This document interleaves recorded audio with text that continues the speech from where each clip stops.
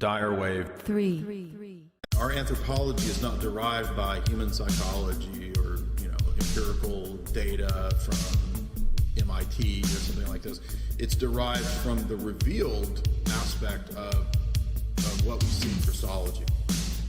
And so there's no real way to diagnose man's problem and to understand man and man's anthropology, as I said, without the right theology.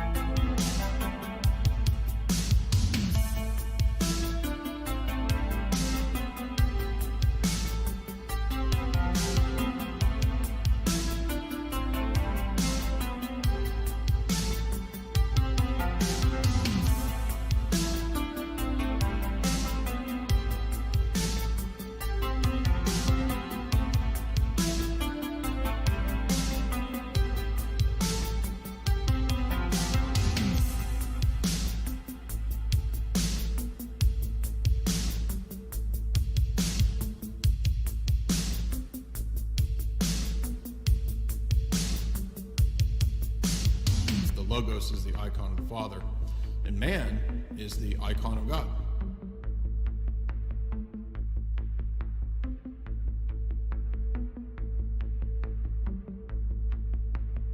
We are the image of God. Dyer wave 3.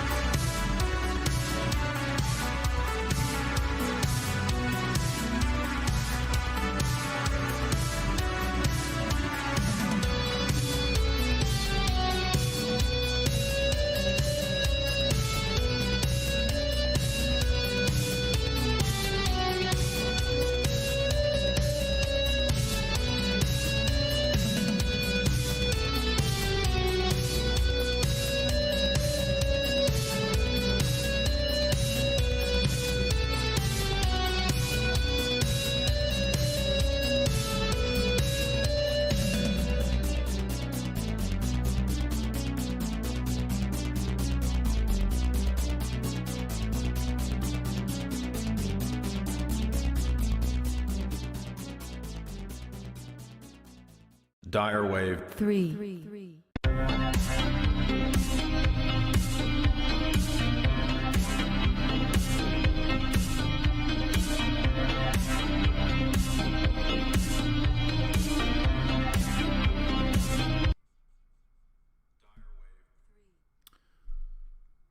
All right, what's up, all you nerds?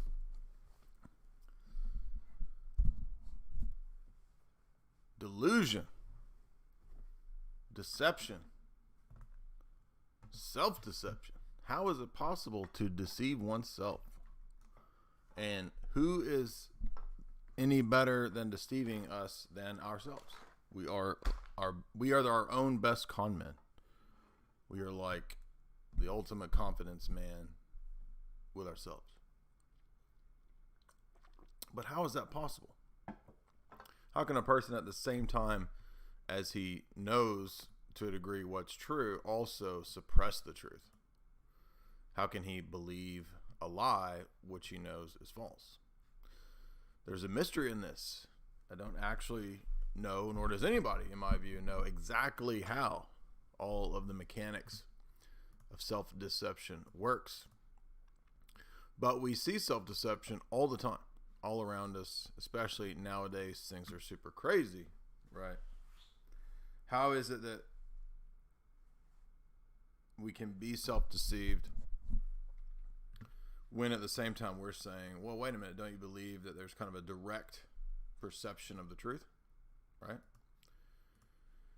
So we're going to be looking at that today. We're going to be talking about delusion, and not just the generic talk on what prelest and pride is. We've talked about that many times. Father Deacon Ananias has a whole kind of talk he did on exactly what prelest is, which is spiritual delusion, which will play into this for sure. But I'm not going to just rehash and rehearse what all Father Deacon said in that video that he did some years back. I'll try to remember to link that later, but what we want to look at is the different ways that we can be said to know things.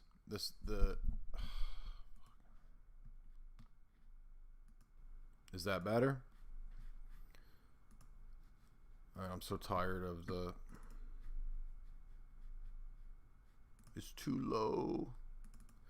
So again, I don't actually think it's anything on our end. It has to do with the way that audio comes in from YouTube and gets compressed, because I can turn these things all the way up. It has to do with the codecs that you have to use on Mac and whatnot. So I don't know. So is that good enough? I'll do the link later. Just relax, Spurgs. Chill, Spurgs. Chill. Is the sound better now?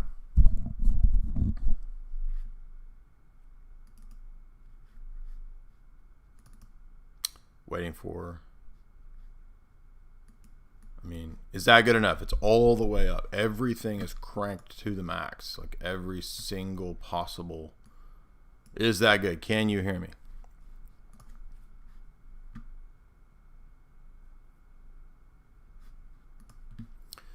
So... And by the way, Apple has this tendency to reset your settings. So you can crank everything up, and then when you reopen all the programs for your next live stream, everything is reset. I don't know why they thought that would be a good idea, but they do.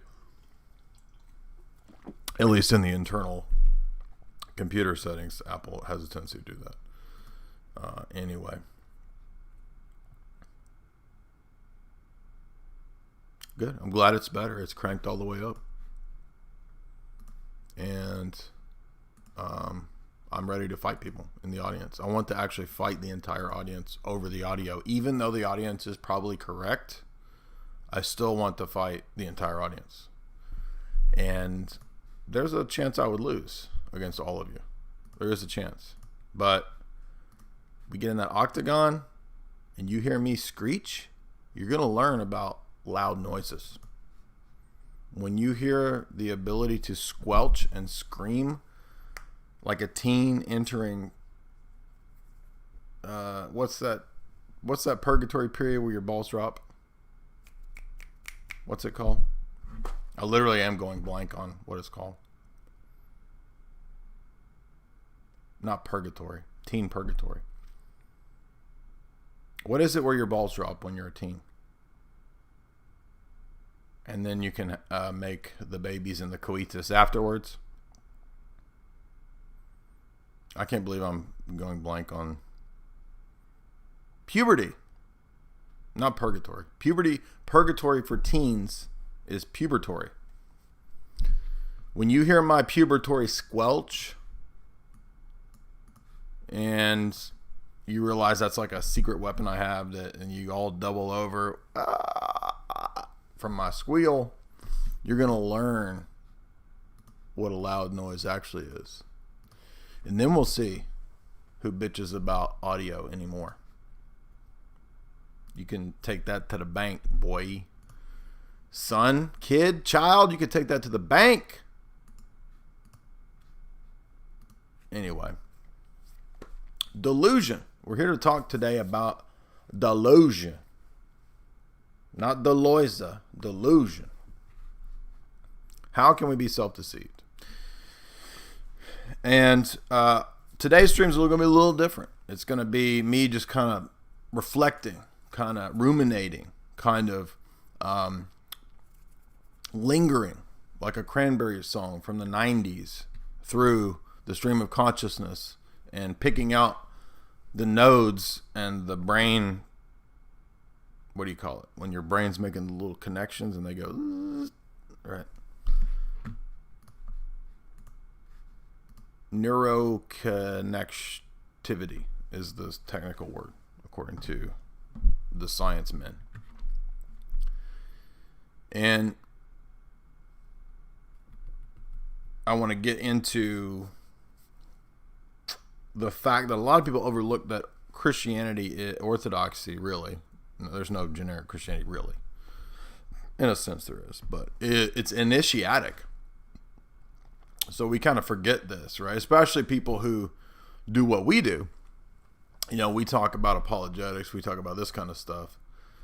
We do a lot of reasoned apologetic, a lot of logical argumentation. We can be susceptible to forgetting that Orthodox Christianity is not a rational project. Even though we recognize that, even though we know it's not true, we can be tempted to fall into reducing the religion to rational projects. So there is an element of reason and rationality to any worldview, any system.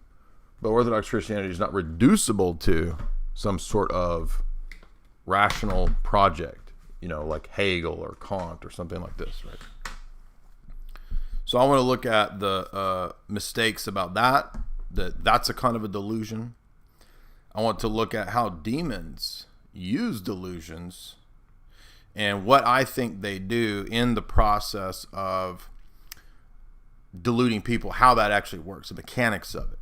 And it's not just me speculating, but I'm going to look at some of my experience, some of my research, some of the experiences of others, the realm of psychology, information from that domain, as well as the history of the church, the spiritual tradition of the church, philokalia, this kind of stuff.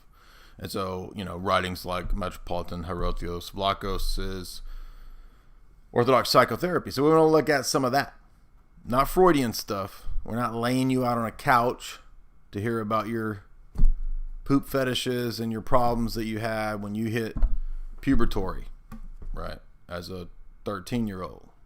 When your little testes dropped. We don't care about that. We're doing other things. It's not psychoanalysis. But I might think about or look at a few of those ideas, because one thing that comes up is that the demons, we know, use the vices as kind of ways to deceive us. So from this vantage point, the vices, or the opposites of the virtues in this case, and there are at times opposites, right? Not everything is a dialectic of opposition. Sometimes there are opposites, right? Virtue is the opposite of vice. When we look at the seven sins and the virtues and this kind of stuff, we're going to notice how the demons weaponize the vices. And so from that perspective, all of us are actually, in a way, imprisoned to various vices. It doesn't matter how holy you are. In this life, we're always still likely to some degree, right, retaining some attachment, some sin, even if it's small faults, right? We're still imperfect in this life. So we await the next life for the fullness of sanctification or theosis. And so I want to talk about cults, because cults are great examples of this. Drug trips are great examples of what happens, in my view, not every drug trip, but when it becomes something kind of demonic, or the way that drug trips delude people. So we're going to talk about that. I want to get into the biblical texts about delusion and about the demons, some of those that are key for this talk. I want to look at modern art, of all things, because I believe that when you look at modern art, you can see spiritual influences, literally. Now, not everything is from the demonic realm. Not everything is from the angelic realm. As we know, many of the saints and fathers of the church point out that thoughts can have, well, 4 origins, we'll say. Really 3, but we'll say 4. The thought process that we have that comes into our mind can come from different sources. So first, let's not make the mistake of thinking that every thought comes from one source, right? Like, you'll find this in a lot of the crazy sects or the Charismatics, Pentecostals, and we'll look at some of those delusions in a moment too. But a thought can come from ourselves, first and foremost. I can genuinely have a thought that originates from me. I have that creative potentia to actualize these thoughts and, bring them to be. A thought can come from the demons. A thought or a temptation implanted in the mind directly from a malicious spirit. Thoughts can come from angels or from God. So those are the 4 potential places that a thought could originate from. And we don't always clearly know exactly the origin of necessarily all of our thoughts. And in the Orthodox ethos, this is, of course, why, as we want to stress, having a spiritual father is going to be very crucial in your spiritual life. Because nobody in the Orthodox Church, even the holy men, just rely on themselves. Oh, I'm an elder. Oh, I'm a holy man. I don't need to go to confession anymore. No, rather the opposite. The holiest, right, the most advanced, spiritually speaking, are those who least trust themselves. But we have to be careful here, because least trusting ourselves can be in a false extreme here. It can be a going off into the other direction of then becoming, oh, I doubt all of my thoughts. Everything I think, I doubt it. Oh, I doubt that. I doubt that I even doubt, right? And this can be an absurd sort of spiral of spurgation that leads you then to being susceptible to cults and manipulation. And we're going to see that, or to a guru, right? False gurus. So there's got to be a way to have a balance here, to where on the one hand, we're cognizant of our own weaknesses and potential for deception. And at the same time, we're also not so shifted about by the, various winds and shifting sands that we fall for every doctrine and every theology and every theory that comes along that has the appearance of being true.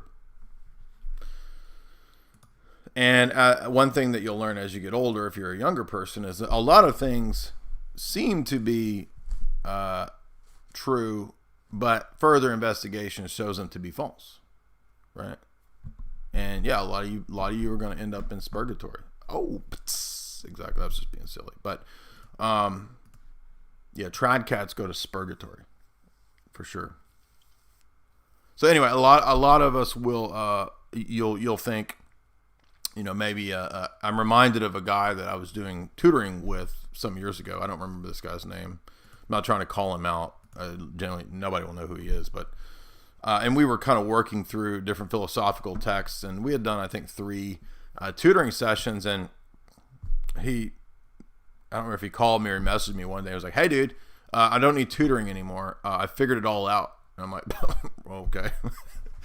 So you may not need tutoring anymore from me, but how did you figure it all out? And he said, well, I read David Hume. I said, okay. And how does that? And he said, well, I realized that skepticism is true, and there's just really no way out of this, right? And this happens to a lot of noobs, right? A lot of us, when we're new to things, philosophy, church history, theology, the Bible, we get caught up in these cul-de-sacs and we think, aha, I have figured this out. I have spent a year studying this.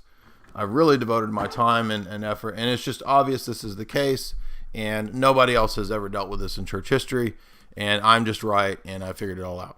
All right, this is like a Protestant type of delusion that's very common amongst Protestants.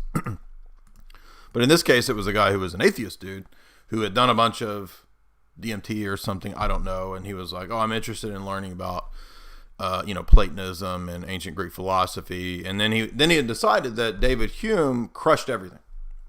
And so he was a convinced skeptic. Now, he had only been looking into philosophy for 6 months to a year, but he was so convinced that he knew it all that he literally was like, I'm out of here, I'm done. And it wasn't like he was mad at me or anything like that. Like, he really did believe this. He really thought that through all of his DMT bro trips and his acid trips and through his, I'm trying to remember what else he had studied. I don't know, like, He had gotten a little dose of trivium and quadrivium, and then he was like, oh, and by the way, now I've read David Hume, and this is the pinnacle. I've reached the tip of the pyramid. I am the most enlightened, blah, blah, blah. And I was, trying to convey to the guy, like, you can't dive into the middle of the history of philosophy or just pick some random point. Oh, 1600s, 1700s. I have it all figured out because I jumped to a guy in the, 16th, in the Enlightenment, and I read his works. And it fell in. I'm saying it's just super, super pride and arrogance because you're not even aware of the conversation that's happening in philosophy. Philosophy for, several thousand years is an ongoing conversation. Okay? Plato is agreeing and disagreeing with the pre-Socratics. Aristotle is agreeing and disagreeing with Plato. Plotinus is agreeing and disagreeing with them. Augustine is agreeing and disagreeing with all of them. The Cappadocians are agreeing and disagreeing. Maximus is agreeing and disagreeing. Medieval philosophers are agreeing and disagreeing. David Hume is agreeing and disagreeing and picking things apart and taking these positions. And there's people after David Hume that critique David Hume. And it's sort of like, how do you know that there's no... It just seems to me to be the case that there's no way around this. And so he was out. He checked out, which is fine with me because I was just like, I don't know there's any nice way to say this, but you're in delusion, bro. And you're not in delusion because you disagree with me. You're in delusion from the vantage point just simply of somebody who can assess that you've not even had enough exposure to just even the history of philosophy to make these grandiose claims. But no, he was a DMT bro and he had it all figured out. So that's just one example of a person that I can think of that wasn't even in the domain of religion, that was just deluded, right? And in another sense, it was kind of religious, wasn't it? Because even though he thought he was just looking at the domain of skepticism, as we all know, all worldviews are ultimately religious in nature. Even the atheist ones, even the skeptical ones. So we'll see that hopefully here in a moment. Welcome, everybody. We got 390 nerds on this Monday, early evening, balmy. It's a balmy Monday evening. My sundress, I'm sweating underneath my sundress today because this diva is balmy right now. And part of the reason I'm just sweating underneath my sundress is because I'm hyped up on Chalk.com, which, as you guys know, is one of our blessed, beloved show sponsors. And we'll get to them in a moment. So we're getting into delusion. Let's start off with the point I was making about how knowledge isn't all the same. There's not just one type of knowledge. This is a problem that people come into the server and they debate, and they make this false assumption that everything's known the same way, everything's proven the same way. There's just one type of knowing, right? You just look at the facts. You just investigate and you pile up the evidences and then you know to the best of your abilities. But that, from the outset, presupposes a kind of epistemology and a kind of metaphysics and a kind of worldview, right? In other words, from the outset, it excludes that there might be different types of things we know. There might be different ways of knowing different types of things. There might be different ways of proving different types of things. Maybe not everything is proven in the same way. And as I'm sure most of you remember, in the Matt Dillahunty debate, this came up. This issue popped up because, as Bonson pointed out many years ago, Matt was basically echoing what he called the crackers in the pantry fallacy, that everything is known, demonstrated, and proven in exactly the same way, namely via empirical sense data, right? Just naive positivism, naive empiricism. And 95% of the time, those positions, those worldviews, aren't even aware of the classic critiques of their positions. So they're easily refutable. But what we want to point out is that knowledge is not just of one type of thing or mode or one means.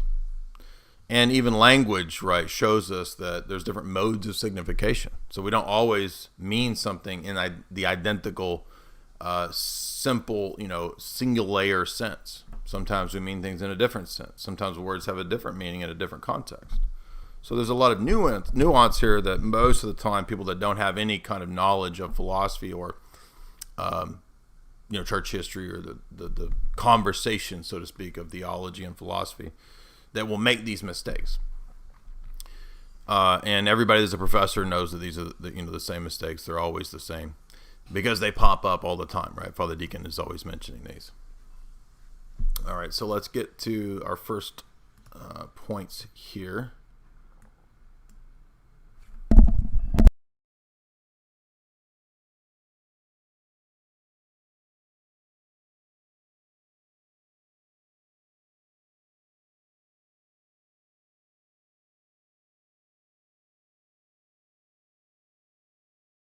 So the first thing that we want to point out is that from the Orthodox perspective, we have a unique and a different take on the notion of knowledge itself. So not everything is knowable in the same way. And so our starting point, if it's God, is that God is not known in the same way that we know, quote unquote, physical objects or empirical sense data.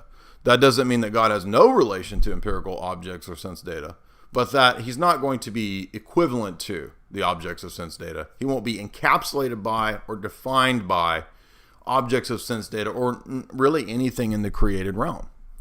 So there's never going to be a one-to-one correspondence between some created thing and who God is or what God is. In that way, we would say that this is apophatic theology. This is via negativa, right? This is the way of negation for talking about some of the attributes of God, right? God's infinity, God's omniscience, right? God's omnipotence. How do we define these things in our perspective if, in one sense, we can't really define those things? And I would just direct people to, Father Deacon has a really good paper in the Discord on the doctrine of apophatic theology. Cabane, Seraphim Hamilton, has also done multiple lectures and talks on apophatic theology, so I won't go into all that. I will assume that there's kind of some familiarity with that topic by our audience. And so from the apophatic standpoint, right, we can say, when we talk about, say, God's infinity, what does that mean to say God's infinite? Well, it's not finite, right? What does it mean to say God is, in one sense, in his essence, unknowable? Well, it's in a way expressing a truth, but it's a truth by negation, right? Because it's not giving you a positive cataphatic content to the definition or to the exhaustive sense in which God is unknowable, right? Obviously. But does that mean that if God's unknowable and his essence is apophatic in the sense of transcending concepts and definitions, that therefore we can't know God? We're all atheists, I guess, right? No, because as we know from letter 234 of St. Basil, although God in his essence is unknowable, the energies come down to us. So if they didn't come down to us, we couldn't name God. And that's really the argumentation in part of what Basil's saying in letter 234. And I think it continues on in 230, it's either 235 or 236 as well. He also discusses the energies and how they're distinct from the essence, but at the same time signify and in a sense come from the essence, at least in the personal way, right? It's a personal action, a personal movement of these energies, and that's why St. Gregory Palamas calls them inhypostatic. Right? The energies, just like the essence, exist in the mode of persons, and they come to us from the Father through the Son and in the Spirit, as Basil says. So the Cappadocians are, I guess, really crucial here. And one thing that we want to point out is that the type of knowing here of God, after we understand that essence energy distinction that the Cappadocians really solidify throughout their works, by the way, it's not speculation, it's very clear when you've read the works of the Cappadocians that they teach the essence energy distinction is not really in dispute by those that read them, or by even modern scholars like Dr. Bradshaw or Radigalwitz, right, that have multiple books on the simplicity doctrine of the Cappadocians. So in this regard, the apophatic theology kind of cashes out the way that we can't speak of God, but then the energies speak to the way that we can name God. And so when we speak of the naming of God's, justice, his mercy, right, his love, right, all of which do come down to us, as Basil says, that is a type of analogical predication. And Basil had to really stress this because of the type of naming that Eunomius affirmed and denied. So St. Gregory Nyssa and St. Basil wrote works against Eunomius. And St. Basil went into great detail explaining how and why and what mistakes Eunomius was making, such as the word concept fallacy, such as univocal predication, right, and the denial of analogical predication, right, the denial of the fact that what kat apanoia means, right, whether the concepts signify real distinctions in reality, or whether the conceptual distinctions are only in our minds or only conceptual. And obviously St. Basil rejects the teaching of Eunomius that they are only and strictly conceptual. Obviously, other traditions out there affirm it. We can think of something like Thomism, right? And so the naming that is analogical then is, as we said, by analogy. This means that there's a similitude and a dissimilarity at the same time. So when Scripture says God is like a rock, right? He's immobile. He doesn't move. He doesn't change. He stays the same. But he's not like a rock in the sense of being, over there and heavy and located in time and space and finite, right? So there's angles and elements to the rock which do apply to God in the analogy, and angles and elements which don't. Hence, analogical.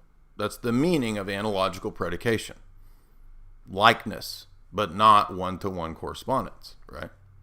One-to-one correspondence would be univocal predication.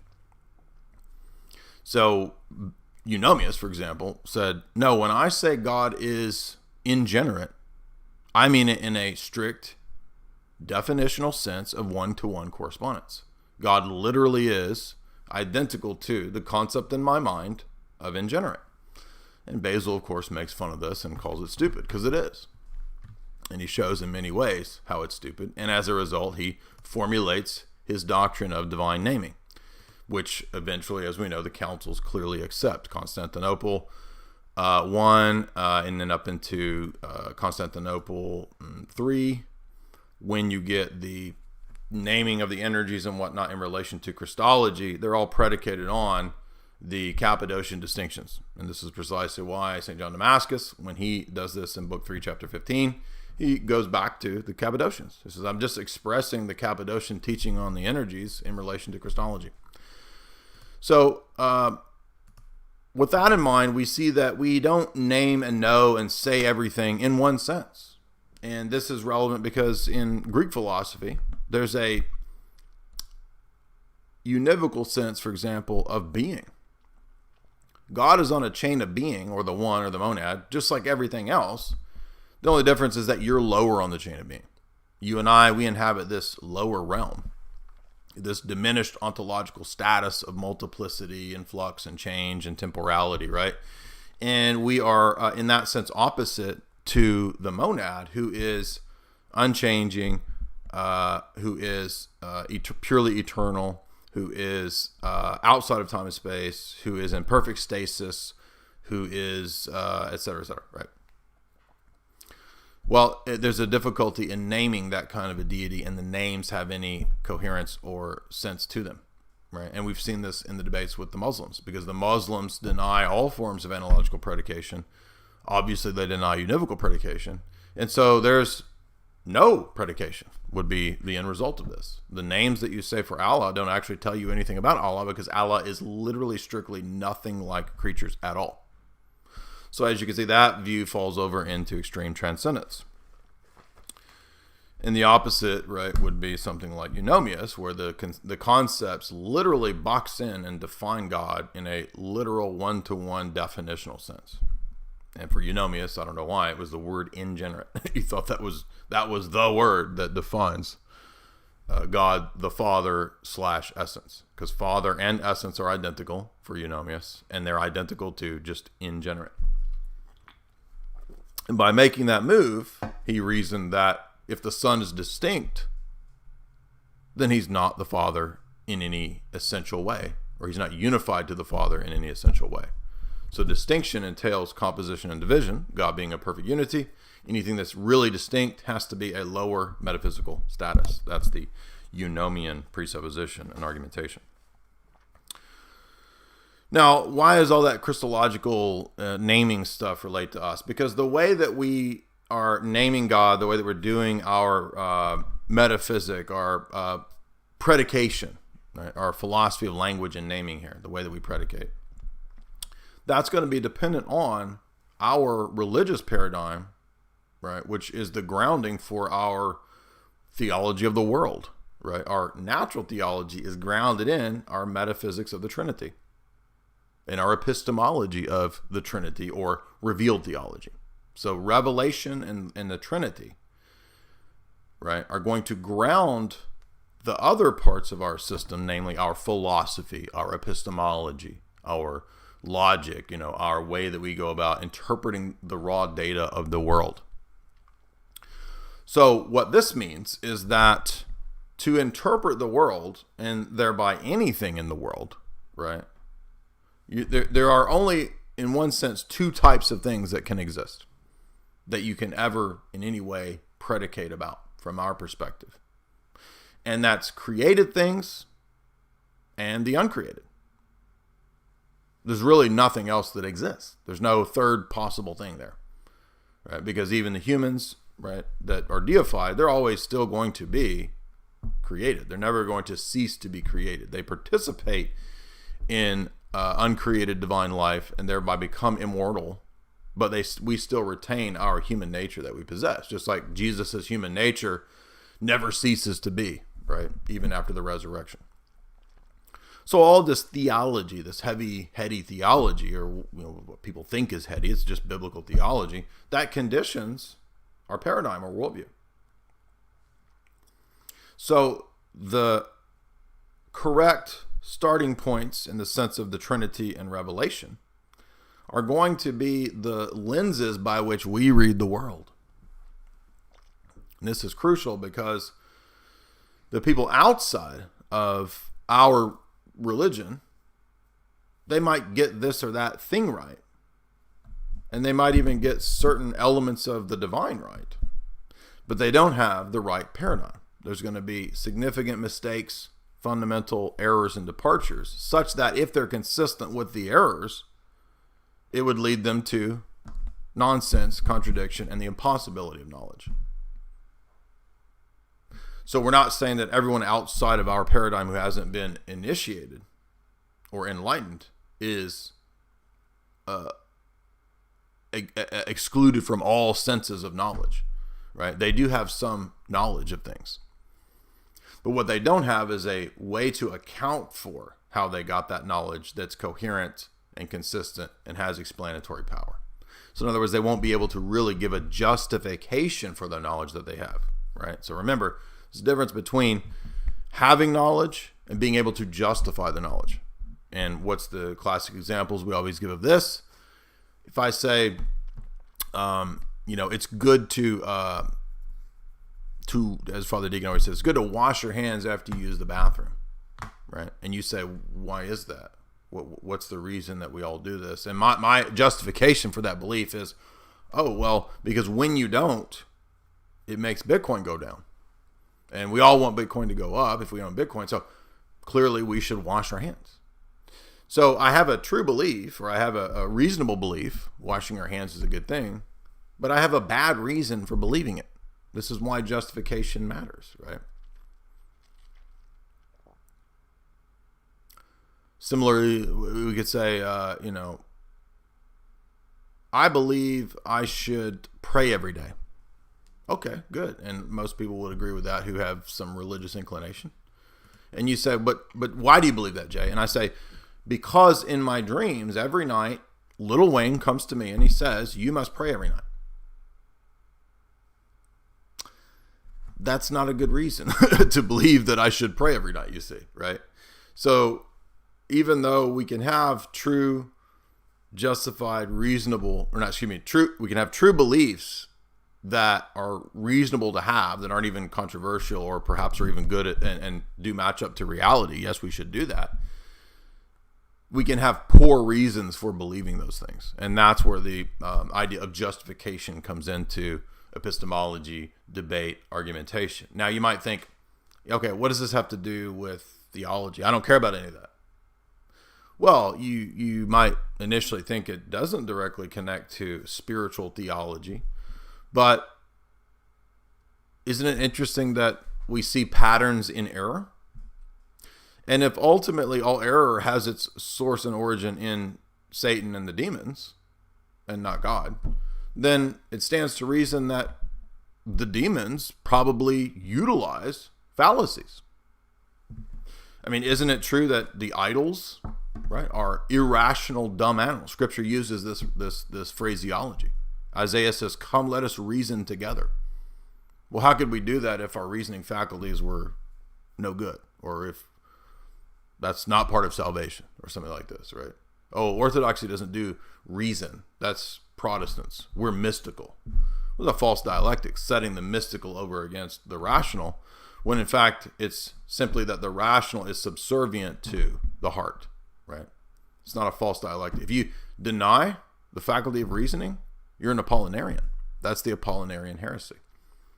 To deny that Christ assumed a rational soul.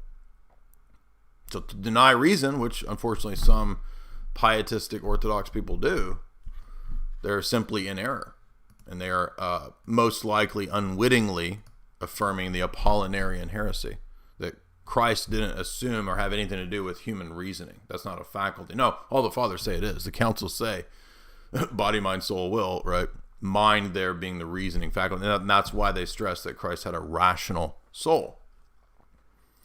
Now, it doesn't mean that in the human being, the mental faculties are the highest faculty, right? That would be another excess and another mistake that the Latin West makes, right? What is a man? Well, he's just a body and a reasoning faculty, aka mind, aka soul. They would identify the soul with the rational intellect. And we don't do that as Orthodox. We admit that there's another faculty, which is the mental reasoning faculty subservient to and operating in harmony with the nous, the heart. Okay, so the nous is not what the Greek philosophers said for us. The nous is the mind of the soul, the eye of the soul, the heart of hearts. Okay, and that's going to come into play in a minute when we get to Scripture and we understand and we see that, no, wait a minute, right? Romans 1, that's not talking about philosophers and Aristotle and syllogisms. There might be a implication that relates Romans 1 to worldly philosophers. But the primary meaning and sense of Romans 1, according to St. Paul, is that all men in the world have an innate sense that they have erred, that they have sinned against the true God, not against a generic theism, against the one true God. There is no generic theism. And Romans 1 has nothing to do with generic theism. In fact, it's a refutation of generic theism.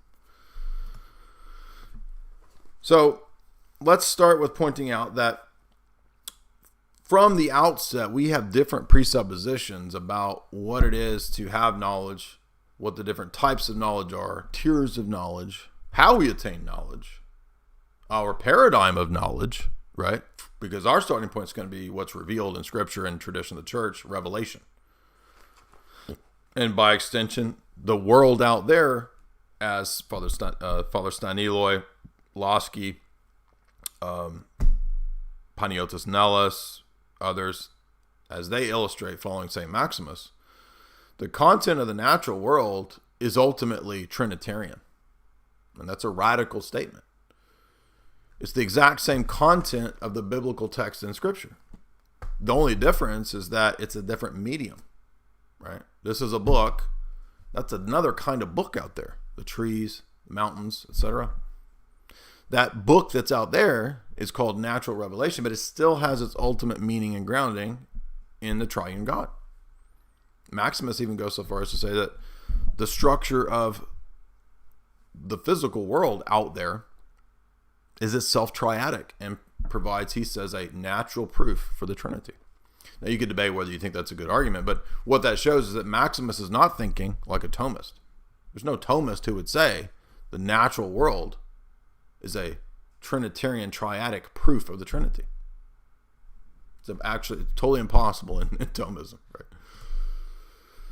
So, if we have a different attitude towards the interpretation of any created phenomena, it's going to be presupposing our God, because our God is the presupposition of all knowledge and predication, and not just a generic God, but our God, the triune God, as expressed in the perfect theology of the Orthodox Church.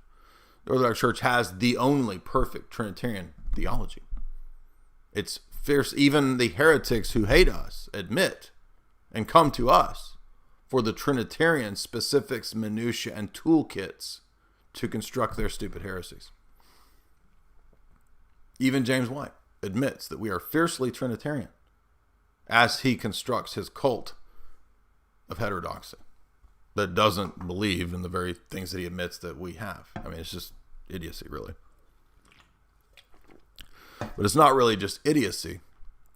It's delusion. And that's what today's talk is about. So the first point that I want to stress to you guys, and probably the majority of this audience is Orthodox here, is that knowledge is ultimately initiatic, at least in the theological sense. Now that might sound like, oh no, so wait a minute. If it's initiatic, then, oh, you're talking about a mystery religion and nobody knows what that means, so I don't have to listen anymore. I can click out of here. That's a mystery. No. The fact that it's initiatic does not mean that it's therefore a completely irrational, anti-rational, irrational leap into nonsense. One example of this interpretation would be Tertullian, who, as we know, famously said, I believe because it is absurd, right? So he would say, if I look at Jerusalem, which is representing the Hebrew prophets, Moses, right, Jesus, versus Athens, Plato, Aristotle, human reasoning, he says, I choose Jerusalem because Jerusalem and Athens had nothing in common. They have nothing to do with one another. And so Tertullian is expressing that early fideistic approach, right? That the two positions are so incommensurable and so opposite that he's happy with saying that reason has no role in his acceptance of Christianity. And in fact, he believes because it is absurd. It's a famous Tertullian quote. Now that's obviously a stupid extreme, because as we saw earlier, this would be to deny a fundamental component of Christ's human nature, that he assumed and therefore healed the human reasoning faculty itself. What is not assumed is not healed. And this is literally the argumentation of the fathers who reject Apollinarianism, because Apollinarius denied a human soul to Christ. He replaced the human soul, human rational soul, with the logos. So basically it's a logos with a physical body and a will, but not a soul, not a rational soul. And that is Apollinarianism, and that's a heresy, and it's rooted in reducing traits and faculties of human nature to what a human person is, right? Why did Apollinarius do this? Well, he thought this was a great way to refute Nestorius. He said, I know how I'll get Nestorius and his dual subject Christology. I'll just cut out any possibility of there being any kind of other subject or other in Christ. And he went so far in doing that he said, well, if a human person is really identical to the human reasoning faculty, then I'll just say that Christ possesses no reasoning faculty. Okay, then what's in the place of the reasoning faculty? He says, the divine person of the Logos. That was Apollinarius' argumentation, which he thought was a killer, end all be all of, okay, now Nestorius is done. That I've refuted Nestorius. But you see what he's done there is that he's reduced the human person to a faculty or trait of human nature, the rational soul. And you say, well, why does this matter? Oh, because William Lane Craig does the exact same thing. This is identical heresy that William Lane Craig has today still. And he has promoted it for like 20 years. And that mistake is just as bad as Arianism. It's just as heretical. It might be more obscure, but it's just as bad. So, sorry, there's no free passes for Apollinarianism because it's not as obviously false as Arianism. And that's another reason why I was going after and calling out the fact that, Cameron Batuzzi and Cucking Christianity, I mean, they literally constantly promote heterodoxy, and they will promote anything but orthodoxy. What does that tell you, right? I mean, Cameron is so clueless that he actually thinks Matt Dillahunty won the debate. I don't think he actually, I don't even know, I don't think he actually thinks that. I think he just says that to like try to get me riled up or whatever. But I mean, Cameron is a Marvel fanboy. Like, this guy is a joke. He's like totally soy, right? And that's why the debate with IP never happened, is that his whole ethos is to try to construct his version of Christianity, which is not Catholic, it's not evangelical. It's like a new ecumenist Christianity where Cameron can interview Roman Catholic exorcists, and he can go talk to William Lane Craig, and he can, as if all these positions are somehow mushed together or mushable at Cameron's YouTube channel. They're not, right? I thought the internet went out. And why is this? Well, it's not just ignorance. And this is the key point that we're trying to get at here with, it's not just a bunch of heady theology or ignorance. It's delusion. Well, is the delusion just being wrong? No. This is a key point here, right? And this is what, when we get into the topic of what heterodoxy is or what a heretic is, right? It's not just being wrong in the church fathers or in Orthodox theology, because a lot of people are wrong. I'm wrong. I'm sure there's things that I've yet to study in, all these Orthodox books or whatever that I will be corrected. Oh, wow, I mistakenly thought X when, for the last several years when it was actually Y.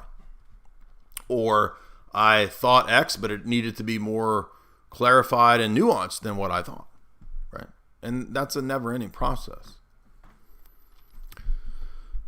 So somebody might say, well, but is this black and white? I mean, don't you think that people outside the kingdom are outside the kingdom and people inside the kingdom are inside it? So therefore the people inside have all the truth and therefore the people outside have no truth. No, again, that's to oversimplify and to note that because we can speak of those inside and outside, it doesn't mean that there's not also other ways and analogies to look at those outside who do have a closer position to us, right? So it's just simply to say that in one sense, they're not closer, and in another sense, they are closer. So if we're talking about orthodoxy and heterodoxy, does it matter if you're Arian or Apollinarian? Not really. Not really. But is a, Satanist as close to us as a Coptic? Well, of course not, right? Obviously, there's a sense in which they're closer to us, even though from another vantage point, they're both outside, right?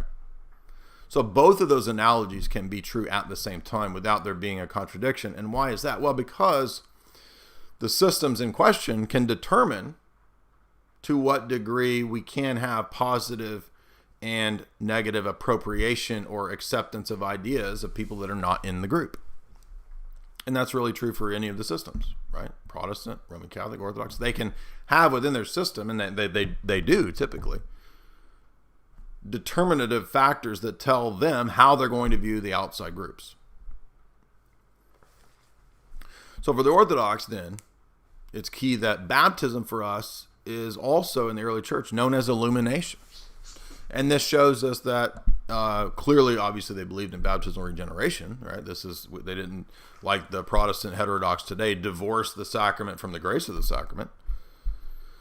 It is water baptism that is illumination. And all of the ancient liturgies of the baptismal rites also prove this, right? Because of the things the priest said. I was just at a baptism this weekend. And the things the priest reads in the baptismal rite refer to it as that illumination.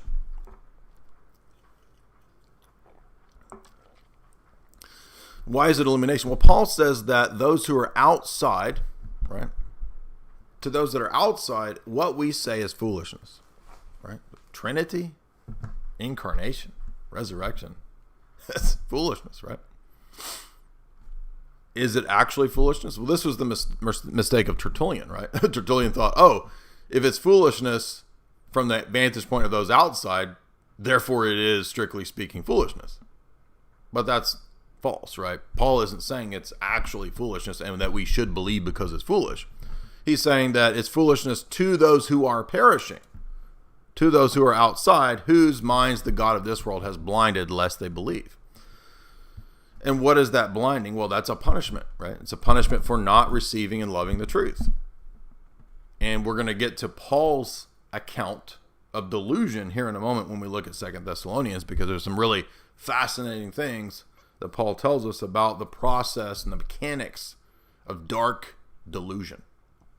So baptism is illumination. Baptism is what initially enlightens us, or at least has that. I mean, it does that. It transitions us, right? And then there is that potentia that's there for us to live that life of theosis, right? Which is contingent upon our synergeia with that grace of God. And so in the New Testament, the characterization of the sacraments and the theology as the mysteries does not mean that it's something totally inaccessible. It's therefore a mystery religion, right? It's because it's a mysteries or a mystery religion, therefore it's irrational. And this is the conclusion of a lot of people. And why is that? Well, because of word concept fallacy. The fact that Paul calls the sacraments and the doctrines of Christianity the mysteries doesn't mean mystery religion. That's reading into the word, right, what's not actually there. In fact, the word, it deals with revelation, right? It's a apocalypsis. It's a revealing. So the mysteries are revealed to the initiated. Does that mean that they're revealed exhaustively? Of course not. We will always be learning God, as the Cappadocians say. So it's never exhaustive. But you can make real progress, right?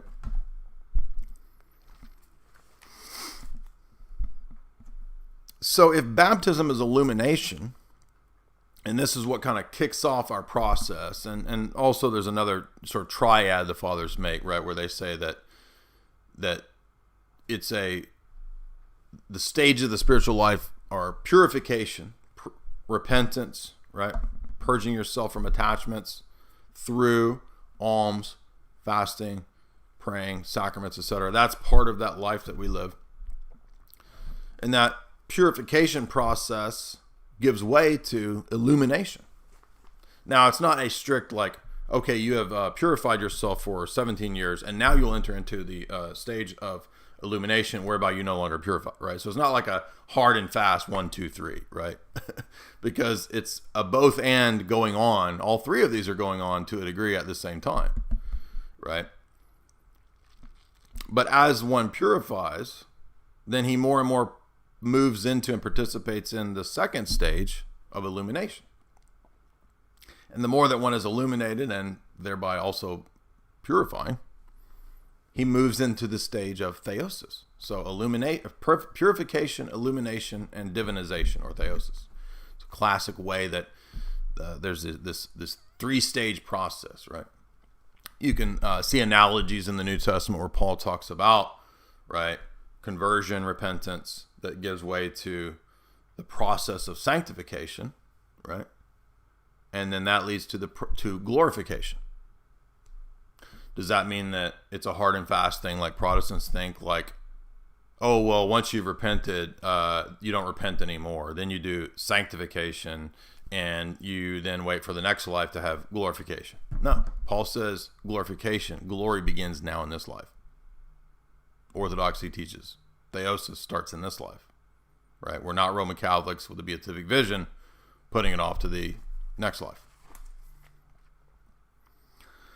So baptism as an illumination rite presupposes, as well as chrismation, by the way, right? What does John say in his epistles? You have an anointing, and thereby you no longer need anyone to teach you. You know all things. Now, that's figurative language. Obviously, he's not saying you're omniscient now. You don't need the church. You don't need any teachers. There's no more theology because you just had chrismation. No, he's saying that the potential is there now for every individual who's been chrismated to actually know and learn these mysteries. Again, not exhaustively, but to make progress, right? Is that progress bare rational theology? No. Again, this is why academic theology is useless without repentance. In fact, it will just make it worse, right? You can read all the books and have a list of the facts, and if you don't repent and participate in the life of the church, etc., it's not going to do you any good, because we're not studying about God. We are coming into a relationship and a metaphysical union with God. And this is why for Paul, all of these mysteries ultimately relate to what's called the mystical union. Now, I don't just mean the mystical union of Christ's two natures, and I don't just mean the mystical union of Christ and his church, the body of the bride, the mystical union of the individual believer with Christ himself. And this is replete, obviously, throughout Paul's epistles. It's everywhere. It's not, shouldn't be controversial at all. He talks about it basically in every epistle, right? We participate in the death, burial, and resurrection of Christ, and then we will participate in the in the death. We will also participate in the resurrection of life, right? I am crucified with Christ. I'm united to Christ, etc. So that's our goal. That's what we're trying to do, right? To be united to him. Now, this mystical union begins, right?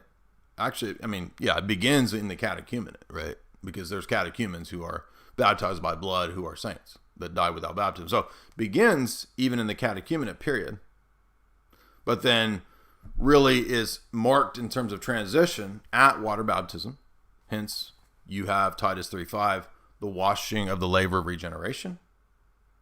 Acts 2:38, 2:39, be baptized for the remission of your sins. It's clearly water baptism in that passage. John 3, clearly water baptism, right? Now, it's true that God is not so bound to the sacrament that he can't, right, give grace to the thief on the cross. Yes. But the normative means of coming into the kingdom, being united to Christ, is water baptism. And so the baptism that we go through, that is the initiatory mystery,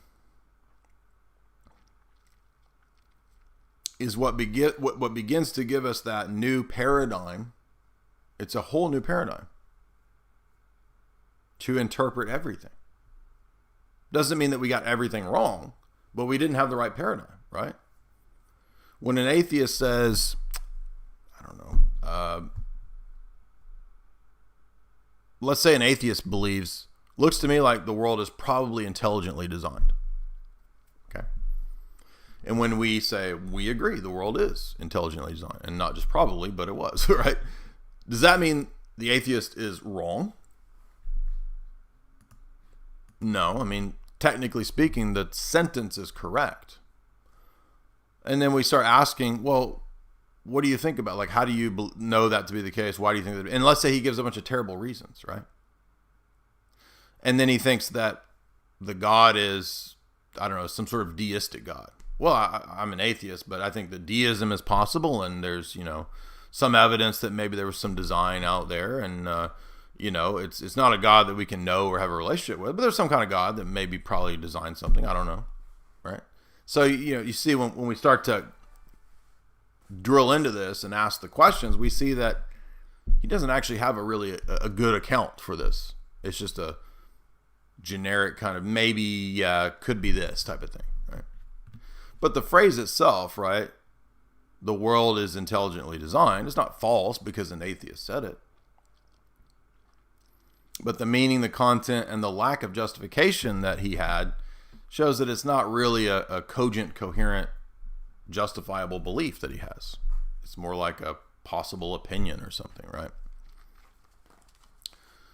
But for us, when we come in and we are received, we have the statements that these are realities that we actually possess, right? They're not, maybe Christ rose from the dead. Maybe there's a devil.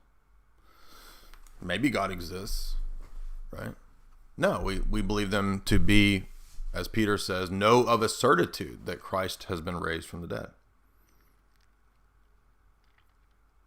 Abraham believed with certitude the worlds were made, right, by God, and that God is a rewarder of those who seek him, as Hebrews 11 says. So Abraham didn't have a faith in generic theism, generic causation. Jesus said Abraham knew him, Jesus, and worshiped him. It's a radical claim Jesus is making. And it's a claim that refutes generic theism, the false idea that the Old Testament is a generic monotheism or Unitarianism that gives way to Trinitarianism. Totally false, according to what Jesus himself says to the Pharisees. Moses wrote about me. Abraham knew me and worshiped me. Who do you think is eating with Abraham? Jesus. It's not a generic monad. It's not Unitarianism in the Old Testament. It's ridiculous. This is the Muslim argument. Right? So the Catholic apologists give way to the Muslim arguments on this stuff. It's stupid. Anyway, so if we are baptized, we have that potentia then to progress in the life of grace, the life of theosis. Are we then free from delusion? Oh, we've arrived. No, the battle is just beginning, right? Father Peter Hears often makes this point. Well, great, you've made it to the beginning. So you're here, good job. Now the battle begins. And once the battle begins, it's kind of like, everybody's probably heard of Pilgrim's Progress, right? There's this allegory of the life of the Christian that is beset by these different temptations to, ooh, look over here, come to this thing. Ooh, what about this over here? Go to this thing. Ooh, what about, look at this schism over here. The grass is greener over in this. Ooh, look at this heresy. It provides you with this and an answer to this problem that's bothering you. Ooh, maybe come over here to this heresy where everyone is saved and you'll be happy. Ooh, see? And so there's these temptations, right? You could do an Orthodox version of Pilgrim's Progress, right? Of the different, become an academic theologian and vindicate Origen. The church needs you. The church needs you to vindicate Origen. Help us, Obi-Wan Origen. You're our only hope, right? And so it appeals to what? And this is our key first point about what is the root of all sin. I'm sure you guys know it. St. Augustine famously said it. What is the root of all sin? Quiz question. Does the chat know? Pride. Now, let's be clear here, because there's always, again, equivocation over stuff, right? People get things confused. Is pride saying that you know something is true? Is pride being dogmatic? Is pride being confident? No. It's not necessarily any of those things. A prideful man could be confident. Basically, he's overconfident, right? A prideful man could be mean, or he could be falsely pious. I would never say, I will never say a person is wrong, because notice how pious and soft, and notice how orthodox I am. An orthodox person doesn't debate. Allow me to debate with you for the next 10 minutes about how an orthodox person doesn't debate, and yet I am so blinded and deluded by my piety. And allow me to show you how pious I am in showing that I'm not pious. You see, they don't even realize that they're doing the very thing that they say, right, shouldn't be done. They're debating with you about debating. No one should be an internet e-celeb, and let me, the internet e-celeb priest, tell you why that is, right? This kind of stuff. It's just bold hypocrisy, right? So pride isn't believing that you're correct per se. Because if a person is correct, should they not believe they're correct? Wouldn't that be a source of falsehood? Of course. So what exactly is pride? Pride is the excessive or undue self-confidence, self-adulation, self-recognition, self-attribution that is out of accord with what is the case. So pride is a kind of falsehood. It's a kind of inaccurate self-attitude, reflection, assessment of the self.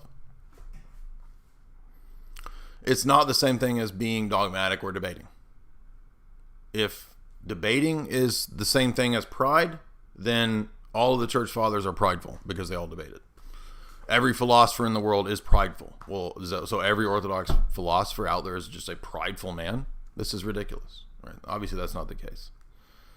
Is pride being dogmatic? Maybe, but many church fathers who are saints and theologians of the church were very dogmatic. Athanasius, St. Cyril, right? Very dogmatic.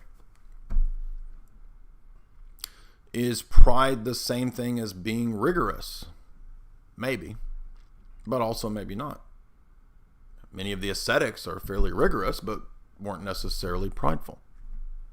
So the first thing is to understand that pride is not what many of the virtue signalers and piety signalers out there say it is. It is the excessive, undue self-confidence, self-worth, misattribution of the gifts, etc. And let's look at a couple texts in Scripture where we see that this is exemplified. The first one is Isaiah 14, where we have, as the church fathers typically exegete, a passage about the fall of Satan himself. How did Satan go from being basically the top of, the angelic hierarchy, we could say? At least many church fathers and theologians speculate that that's kind of the role that he had. Satan seems to have had some sort of liturgical role of, kind of being the head of the angelic choir, etc. Well, how did he get from that to where he is now? Well, if we look at Scripture in Isaiah 14, we have a comparison, and we'll see the same thing in Ezekiel too, where there's a comparison between an earthly king who got really wealthy, rich, powerful, probably was very intelligent, right? And he had a fall, a big fall. And it says, "Take up a lamentation against the king of Babylon, and he will say in that day, how the exactor has ceased, and the compeller ceased. God broke the yoke of sinners in pieces, the yoke of the rulers, and in his anger he struck a nation with an incurable wound, striking a nation with a plague of anger which did not spare them. He rested in confidence. All the earth cries aloud with gladness. Indeed, the trees of Lebanon rejoice against you and against the cedars of Lebanon, saying, from the time that you fell asleep, no one has come up to cut us down. Hades from below was embittered to meet you. All the mighty who ruled over the earth rose up to meet you. Those who raised from their thrones all the kings of the nations.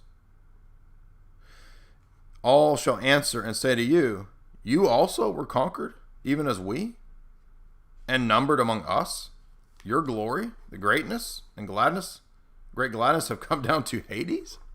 So in other words, it's saying that these nations, these pagan nations and kings who were defeated and went to Sheol, Hades, they will see the king of Babylon fall and go to Hades. And it's likened to the amazement and astonishment of the fall of Satan. Right? Wait a minute. You, this great angelic being, Satan, you fell? You were brought down to Hades? You were destroyed? Which is the work that Christ does, right? How did you come down to Hades? This is crazy. Your glory and your gladness have come down to Hades.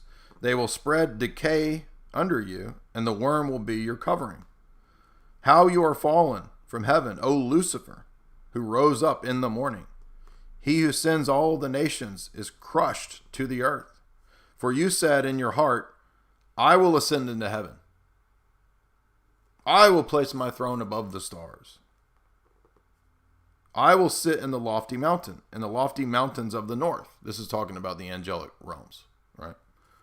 The stars of heaven, oftentimes in Scripture, represents the angels. So Satan is saying, I will ascend and be the king of the angels. I will be the God that they worship. I will replace God and be God. I will ascend into the clouds, and I will be like the Most High. But you will descend to Hades, to the foundations of the earth. And those who see you will marvel at you, and they will say, this is the man that greatly upset and shook the kingdoms, who made all inhabited world into a desert. He destroyed cities and did not set free those in captivity. All the kings of the nations will sleep in honor, every man in his own house. But you will be cast down forth on the mountains. You should be cast forth on the mountains like a loathsome dead person. And so again, the fall of the king of Babylon is likened to the fall of Lucifer, Satan.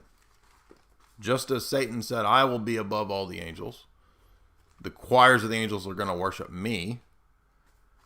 And I'm going to ascend and throw out that dude up there that made me. So Satan is the first revolutionary. This is Lucifer, Satan, same person. Satan is the first covering cherub angel that was glorious in all of his manifestations and in his powers, and looked upon himself and glorified himself. So the first great act of delusion, of prelest, of pride, is Satan. And why was it pride? Was he lying when he said, I have this great splendor, this angelic power, and this super duper IQ? Right? I mean, there's probably no creature, right, that has a higher IQ than Satan. And he says, look at all this. I have this. Is he prideful because he says he has them? No, he does have them. Why is he prideful? Because I have them and they're mine, and I gave birth to me, and I will be the I am. What would be a philosophical version of this? Remember when Descartes says, I think, therefore I am. I think it's a blasphemous statement. I think Descartes intentionally was saying, what you see in Scripture where God says I am, Descartes is saying in the ultimate blasphemous form of rationalism, no, my mind is the I am. I am. I think, therefore I am. Not you, me. So Descartes is essentially just echoing the primordial pride of Lucifer, not recognizing that the gifts, talents, and abilities that we have, yes, we have them, but they're gifts. They're given to us. We didn't cause them to be. We didn't create them. And even if I do create something good or beautiful, it's still grace and still gifts. I don't have to deny that I did it. I don't have to deny that I have those things, but I have to recognize and know that I have them as a steward, as gifts. They were given to me for something more than just me, for something greater than just me. Satan said, no, I have them for me, from me, to glorify me. You see. So Isaiah is making that comparison between the way that the world empires and their satanic leaders echo the spirit that they participate in, the spirit of Satan, which is, as St. Augustine said, pride. Pride is the root of all sin. Every sin presupposes a willful defiance that I will be God. I'll do what I want. I don't care what you say. Don't care what Ten Commandments are. I don't care what Scripture says. I'm going to do what I say. I'm God. Me. I am my own creator. I am my own standard. Man is the measure of all things, as the Greek philosopher said, right? We'll look at another passage in Ezekiel 28, which is very similar to Isaiah 14. Here it's not the king of Babylon, it's the king of Tyre, right? Tyre and Sidon, who's doing the exact same thing, right? He says, take up a word, the word of the Lord came to me. That's Jesus, the word. The logos of God came to me, Ezekiel is saying. And we saw in Ezekiel 1-10 that it's clearly one like the Son of Man. I wonder who that is. It's Jesus. So the Trinity is in Ezekiel 1-10, many, many times over. Unity and distinctions at the same time. The word of the Lord came to me saying, Son of man, take up a lamentation against the king of Tyre and say unto him, Thus says the Lord and Master, you are a seal of resemblance and crown of beauty. You were the luxury of the paradise of God. You were adorned with every good precious stone, sardius, topaz, emerald, diamond, sapphire, jasper, silver, gold, stone of Liguria, agate, amethyst, chrysolite, beryl, and onyx. So we know that in some way, I don't know the mechanics of this, but in some way, heaven in the angelic realm is typically described with these various crystals and jewels as a kind of cloak or covering or building or we don't know, right? But in the Apocalypse, for example, we see that the new heavens and the new earth, the new Jerusalem, is described with these similar stones. And the stones signify the heavenly realm because if you remember when Moses meets with Jesus in Exodus, Jesus is standing on a crystalline, right, sapphire,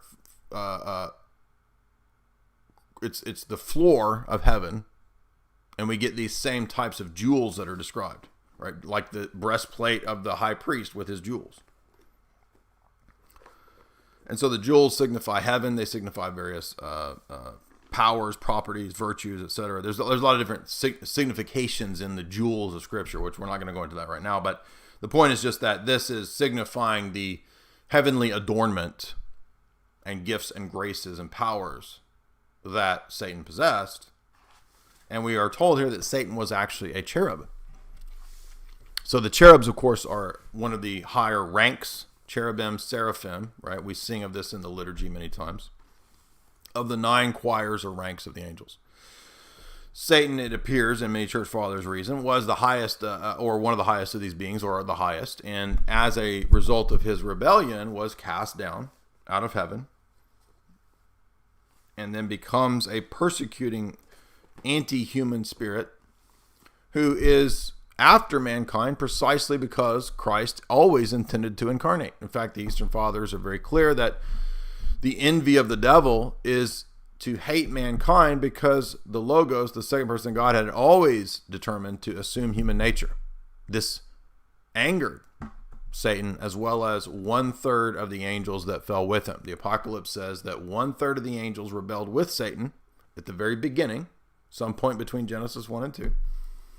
And thereby he came down and tempted man.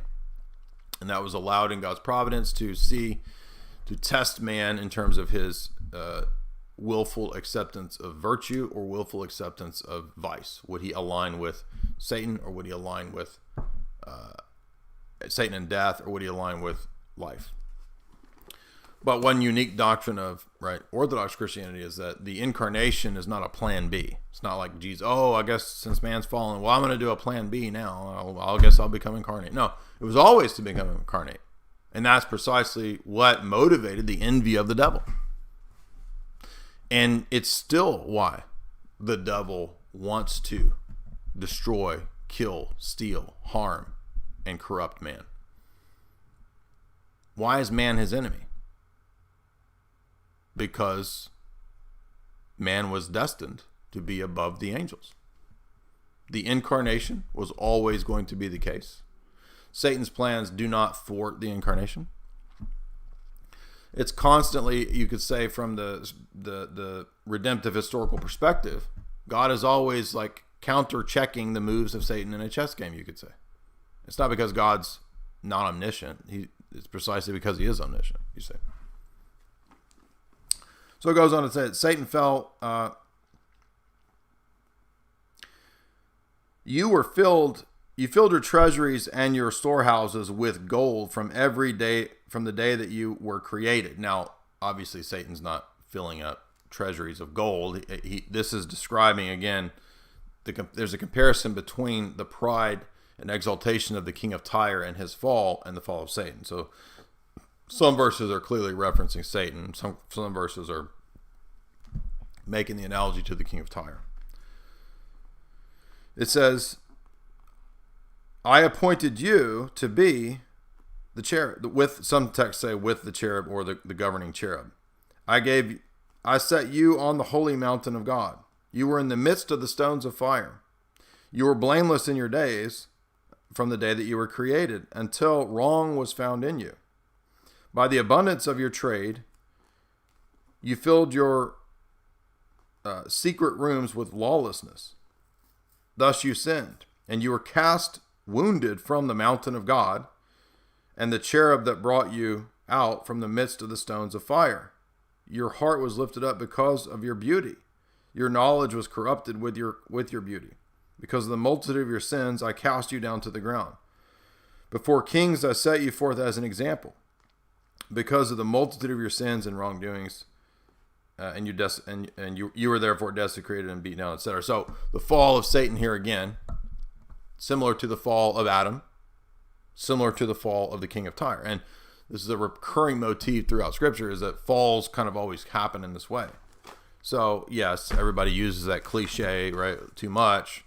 I mean, it's not cliche because it's in Scripture, but they use it so much that it's become a cliche. Pride go before fall. Yeah, okay, that's true. But be careful that you're not using that text in a prideful way yourself, right?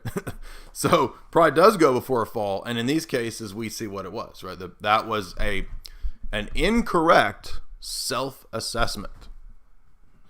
And you can't really make a correct self-assessment without a objective standard to do it. But if your worldview is relativism or, New Age, whatever, you don't have there is no objective standard. In fact, it's just you. It's whatever you determine at that day, that week, that moment, right?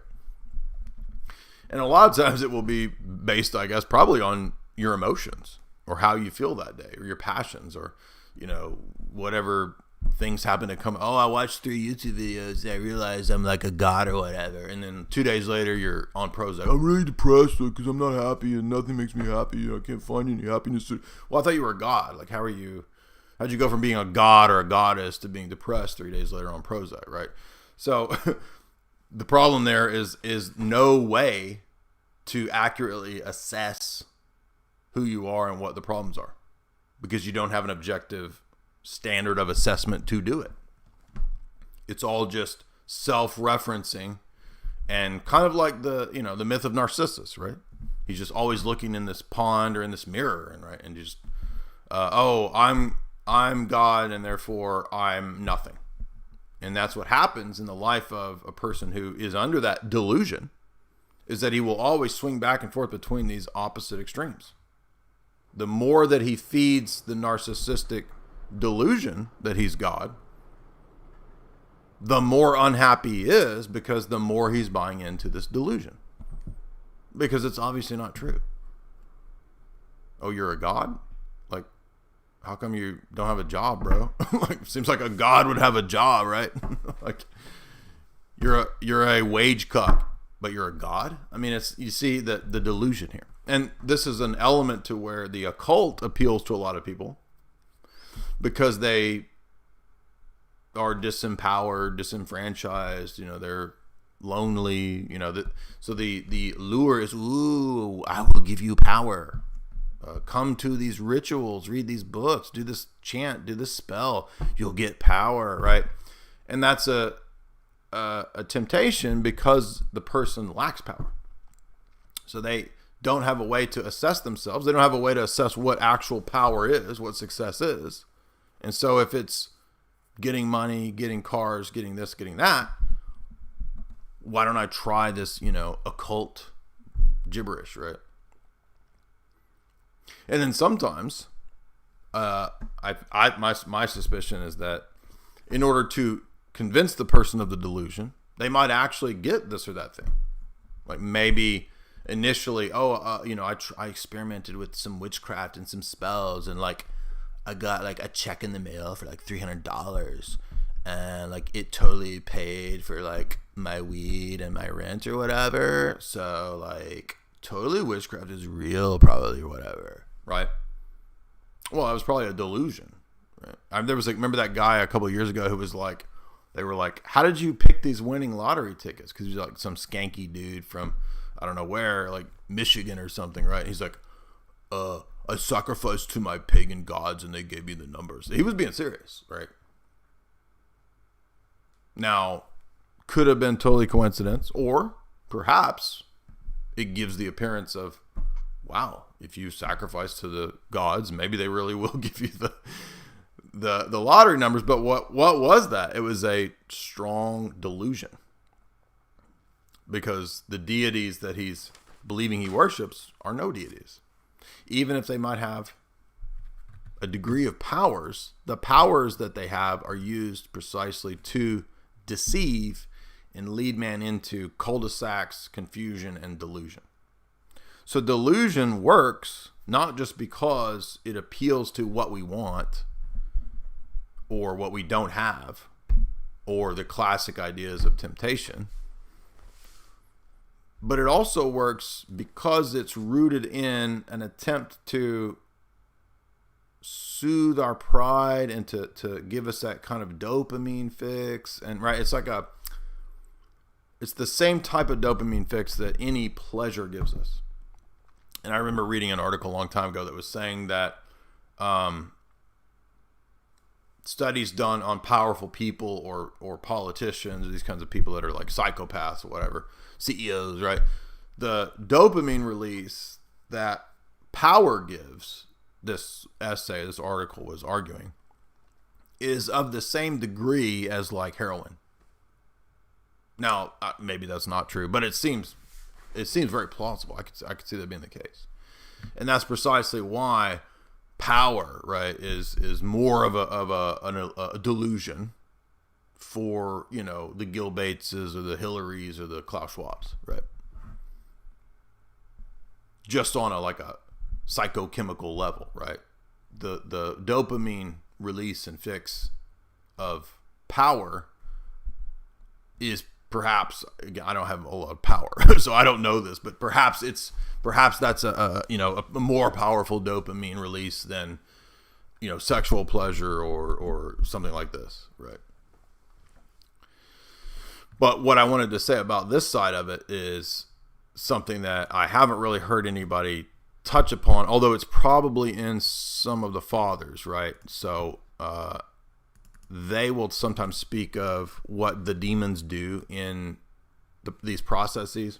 And so the Larcher book here, Therapy of Spiritual Illnesses, it will touch on these kinds of things, because it will say, for example, that if you have a specific vice that you struggle with, the best way to combat that vice is to combat it with the opposite virtue, right? So if greed is the thing that you're tempted with, the way that you would combat greed would be to be magnanimous, right? So the more that you practice magnanimity, that is giving, the better you are at healing the ailment of greed. Likewise, if, overeating or something like this, then fasting and self-control becomes more normal to you through the opposite virtue, right? So with those texts in mind, we get the idea of what pride is, why it's the root of all sins, because both Satan and Adam and Eve really just are echoing a self-referencing, what's the word I'm looking for? Self-projection that is false, that they're choosing to believe. So they're incorrectly assessing themselves. And if you look at the process of Genesis when Satan tempts them, right? If you read Genesis 2 and 3, you'll notice that the temptation is for them what Satan had just done, right? Did God really say that? So Adam and Eve were innocent. They already knew what God had said, right? And what's Satan's first? Did God really say that? Yeah. So questioning revelation, questioning God's authority, questioning the meaning, questioning in an unhealthy way. Sometimes we can question things in a good way. This is an unhealthy questioning, right? Did he really say that? And he says, "Oh, see." And then Satan poses this false conspiracy theory, right? Oh, dude, he doesn't want you to be like him. He's keeping it from us. He's the first revolutionary, right? It's like a Marxist revolution in the garden, right? The garden owner, man, he's keeping us. He's oppressing us, dude. He won't let us have that tree over there. He's got it all to himself. He knows if we eat that tree, we'll be the fat cats, right? We'll own the means of production of the Garden of Eden.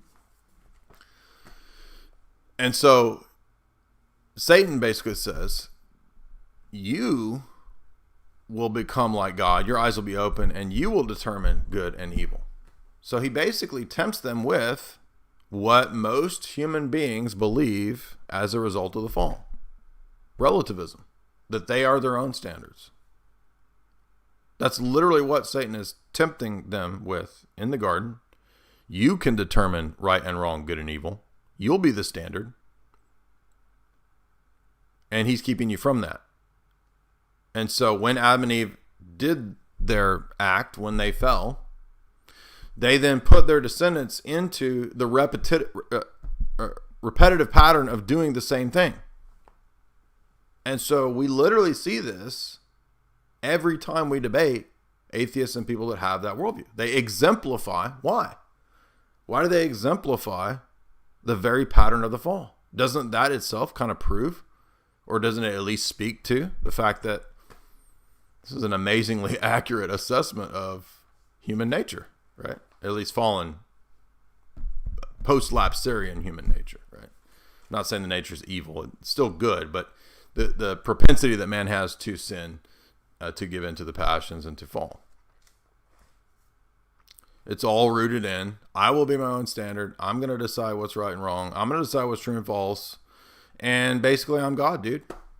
So, I'm God, bro. Sorry, dude. You thought it was somebody else out there? No, it's me, dude. I'm God, bro. Right? And by the way, a lot of the DMT bros actually come to this conclusion? Or acid heads? Dude, I was so, in the other world, in the in-between. And, I'm God, bro. I realize I'm God, bro. Now, the extreme version of that delusion, I mean, isn't that obviously, dude, you're not God. Bro, you can't even take out the trash. Your apartment is nasty. You're not God. Okay. Let's knock this down. Let's dial this back a few notches, right? I mean, maybe you're a demigod, maybe you're Adonis, but you're not God, bro. Come on. I'm being silly, right? I mean, it's a delusion, right?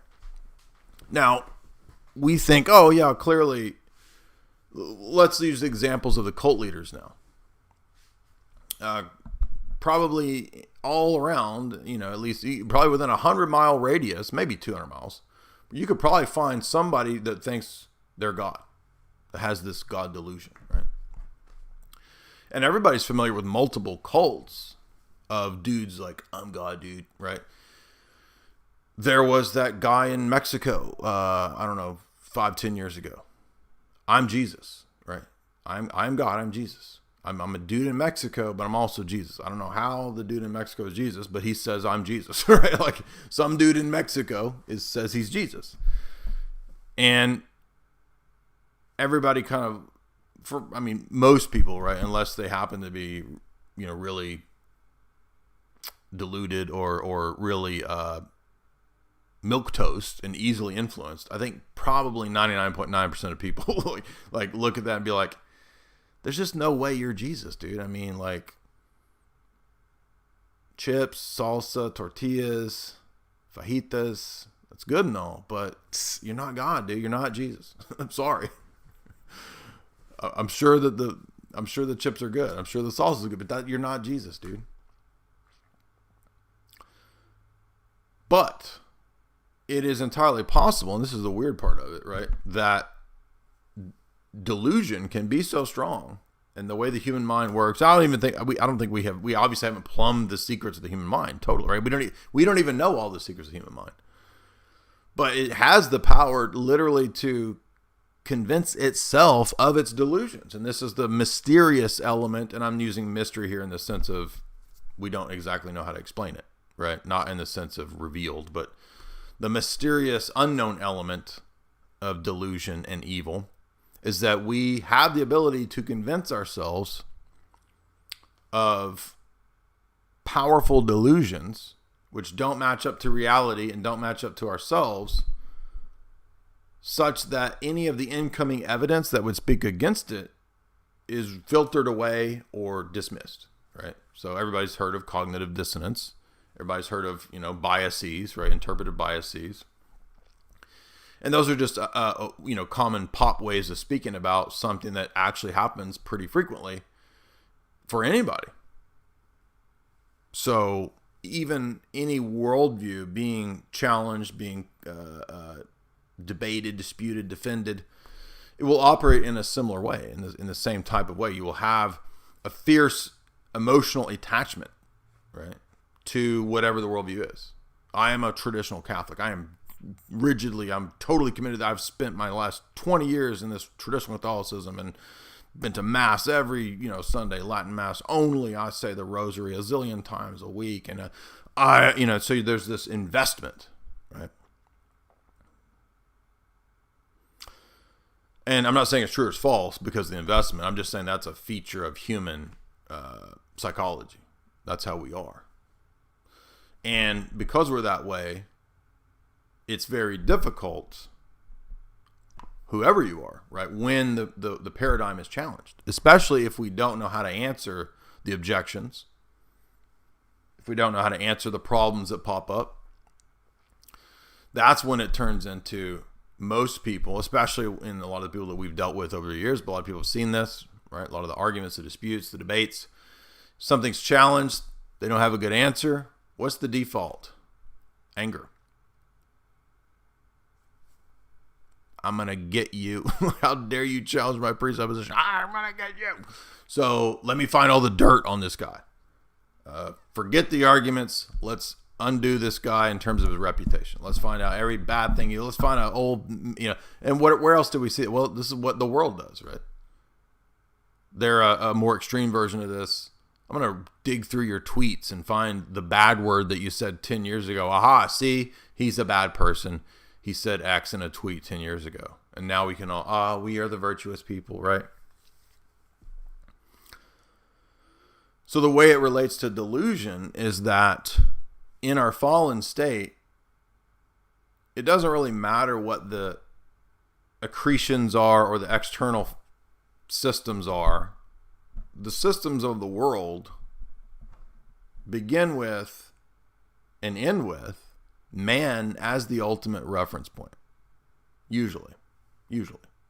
Now, there could be some cases to where you could find extreme cults where man is maybe the starting point, but then the end result is to get rid of man. I mean, I guess you could say that, okay, so transhumanism is something like that maybe, or Buddhism is I'm going to start with my own, human autonomous reasoning and philosophizing, but my end result is to be anti-human or anti-everything, or to have some sort of, negation of the self. I mean, you could have those kinds of things, which are ultimately kind of also demonic, suicidal, right? Anti-human, anti-man. So delusion then is clearly seen in the cases of cults, but what's interesting is that the same psychological process that you see in the super deluded cult member can be there in other things that we don't typically think of as cults. And everybody, I think, has seen this in the last 2 years, clearly.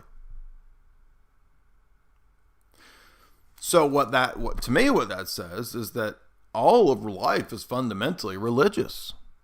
There's no such thing as a secular realm. It actually doesn't exist. There's literally no such thing as a secular realm at all.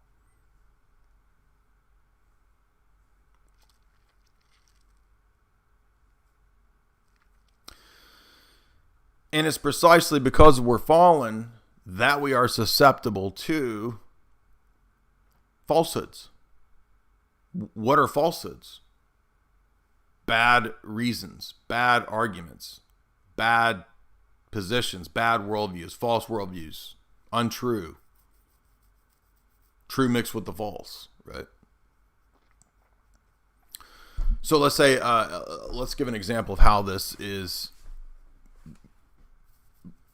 trick, you could say, is pulled on most people. Most people are pretty simplistic, right? Now, we're not trying to be mean here, but we're going to be honest, right? Most people are simple people. They're not interested in going too deep. They want easy answers, easy. What's the easy way to do this? Get past all this BS. What's the easy answer, dude? And so life obviously is difficult. And so when we encounter difficulties in our life, when we're lost, we're wandering, we don't have any anchor, we don't have any fixed reference point. It's just, we're just worshiping ourselves. We're led about by our passions. And a cult comes along. We're going to use the cult as the great example of the way the delusion works. The cult says, "Ooh, I've got answers, dude. You got to come to my consciousness society meeting." What's the consciousness society? Well, we are conscious, and we have an inner sense of peace and quietude because the great leader, Bhagwan Ali Baba, has revealed the truth to us of peace and quietude and consciousness. Ooh, I want that. How can I get peace, quietude, consciousness from what did I say? Bhagwan Ali Baba, right? So Guru Ali Baba. And when we go to the consciousness meeting with Guru Ali Baba, guess what happens? Everybody has fun, and we meditate, and the guru says a bunch of cool, smooth things, and I feel it. Yes. And we meditate, and we do the yogas and all this stuff, right? And then maybe this religion, let's just say for the sake of argument, as many of these religions have, this one includes some pretty cool drugs. Let's say Bhagwan Ali Baba, he does a blessing above the ecstasy and the LSD that we do. And this is the great sacrament of the consciousness society. And so we all gather together in a circle, and we do the drum beats, and we take our ceremonial mixture that's going to be the sacrament of the gods. And let's say that I have a really intense, emotional, powerful trip, an inner journey, and Bhagwan leads us as a shaman through this journey. What I think happens in this test case example is that, let's say in this case, Bhagwan Ali Baba is not a CIA mind control expert. Let's say this is actually a dude who he's actually just a fat white dude from Jersey, but he went to India as a boomer in his 20s, and he meditated and did a bunch of consciousness nonsense, yoga and drugs, and he came to the realization. So in this test case, we're not using an MK Ultra guy. We're just using a legit guy who actually believes his delusion. Right? He actually believes this, and the guy's like possessed. We're going to say he's possessed, right? So in the ceremonial ritual circle of consciousness trip with Bhagwan Ali Baba, who's just a fat white dude from Jersey, a boomer from Jersey, we go on this fantastical, mystical journey with sights and sounds, and there's incense, and he's playing the sitar like Ravi Shankar, which doesn't even make sense because he's a fat white guy, but he does this. He plays, play the sitar. Let's meditate upon the pictures of M. Night Shyamalan. Let's meditate on the pictures of your inner being. Right? And let's say, for the sake of argument, like, I have just a tremendously awesome journey, and it's just the love and the peace and the euphoria I felt had to be good. It was such a good thing. I was a lonely dude who didn't even take the trash out. It was just piled up in the corner. There's flies over there. Now, through the Consciousness Society, I take the trash out. I've been exercising and doing the yogas. I've been doing the yogas, right? I'm getting fit. I'm self-confident. And I'm really learning what it is to be conscious, right? But why do I believe that this is now true, right? Because of this powerful emotional experience that I had. And in the drug trip, I think what happens is that in many cases, the entities can actually attach really strong pleasure, pain, and emotions, sentimentality even, or trauma, to the drug trip, to the experiences. So I think, just kind of by default, well, the experiences couldn't have been bad. They were like an experience, man. And it felt so good, dude. Right? But wait a minute. How do I know that it wasn't a deceptive spirit that was just making me feel euphoric and good? And that when I came out of the trip and Bhagwan Ali Baba explained to me that we are all God, dude, we're all one, right? Why do I believe that it's true? For most people who fall into these delusions in this test case, it's because they felt good in this experience. There was so much pleasure and euphoria attached to the experience. And when I was tripping, it was like everything crystallized. And I saw that I'm God, you're God. We're all God, dude. It's so clear. But it's actually pure nonsense. So it's a delusion that has basically all of this bells and whistles and like smoke and mirrors all around it. It's dressed up.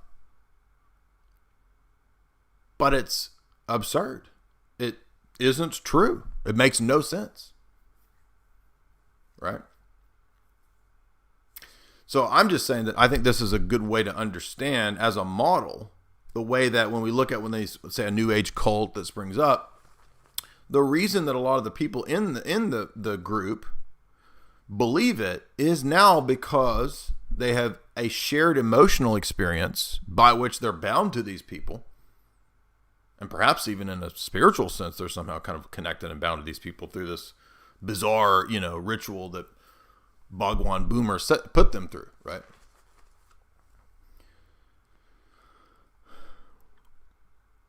And now we're all M. Night Shyamalan. M. Night Shyamalan is everyone. I'm just joking. Now they've attuned their sixth sense. Get it? Something is happening. Maybe we should all move to a village together.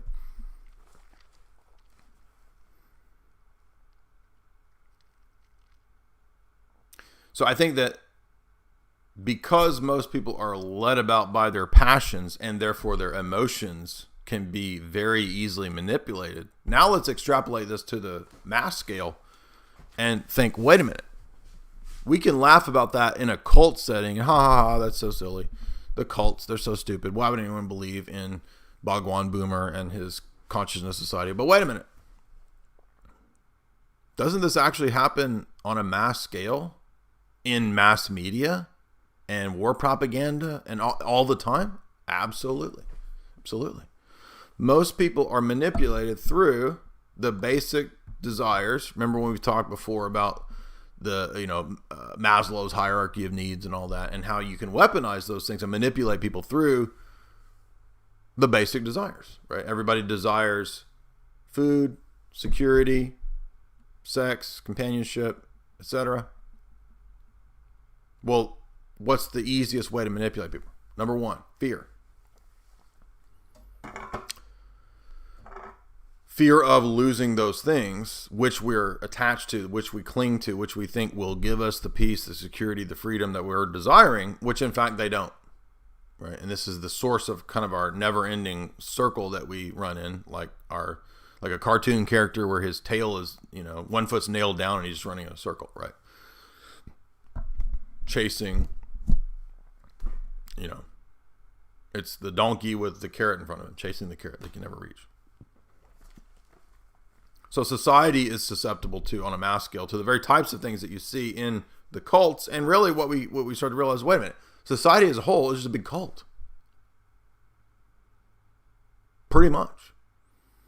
And I was just re-listening to some of the Edward Bernays lectures that I did, it was 2017, which is 5 years ago. So 5 years ago, we read Bernays and we dissected propaganda and the way he talks about the invisible government, the way he talks about the elite manipulating our desires, our fears, our fantasies through advertising, through mass media. And I was just thinking, whoa, dude, this is so applicable to 2020 and 2021, right?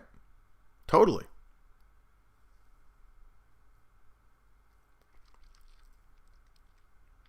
Because we're manipulated through the basic drives of, if I don't get this, I'm going to be broke, I'm going to be poor, I'm going to be disempowered, I'm going to die. Oh, he's going to give me the invisible floating things are everywhere out there, like the terrorists, right? I remember like the boomers that won't fly, right?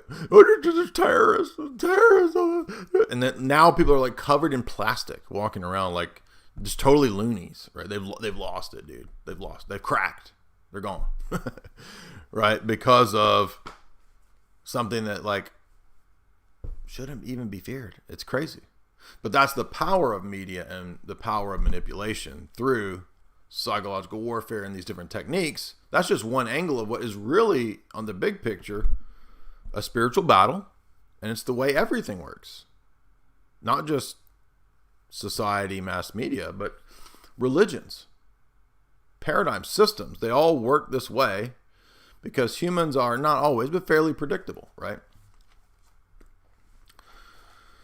So we see then that in the same way that we could look at that cult, let's look at other examples of this type of manipulation in the religious realm. Think of charismatics and Pentecostals is another good example of this, right?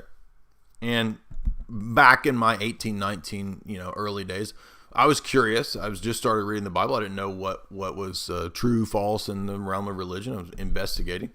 And I had some friends, we go to this Pentecostal, we go to this charismatic church. Right? So come visit this, come hang out, see what you think. So I had a brief period when I was 18, 19. Didn't know any better. We go and visit these, charismatic Pentecostal churches. And at first it's very emotional, right? It's very hyped up. You're very into this. Oh, it's, rock and roll. It's like going to a concert basically, right? And you think, it's just a bunch of Pharisees that have a problem with this, and they're scared of the Spirit, and they're scared of getting, into the music and the drums. And David had drums, and he did liturgical dance, and blah, blah, blah, blah, blah, right? And, it says the tongues of men and angels, so gibberish is the tongues of angels. Just all this stupid stuff, right, that you think when you're an idiot, teenager, you think these are good arguments, right?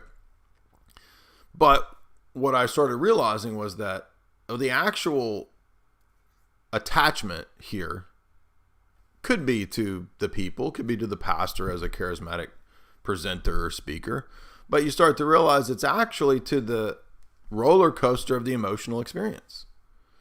It's the highs and the lows of the worship. Jesus, I love you. I'm so evangelical. Look how cool I am when I worship you. And I'm so emotional. And everybody should look at me as my hands are up and I cry. Right? It's just so insufferable. Right? Hillsong, evangelical goober Christian radio. It's like, oh. It's just sickening. It's gooey and just revolting. Cringe, some might say. And why is that, right? Well, if you're in that scene, it's because you don't have the Spirit. You don't love God. So because I don't love God, I can't stand your awful rip-off secular music? No. Right? It has nothing to do with God. It's that you sound like a Christian wannabe version of Coldplay. And it's revolting. It's dumb. It's lame.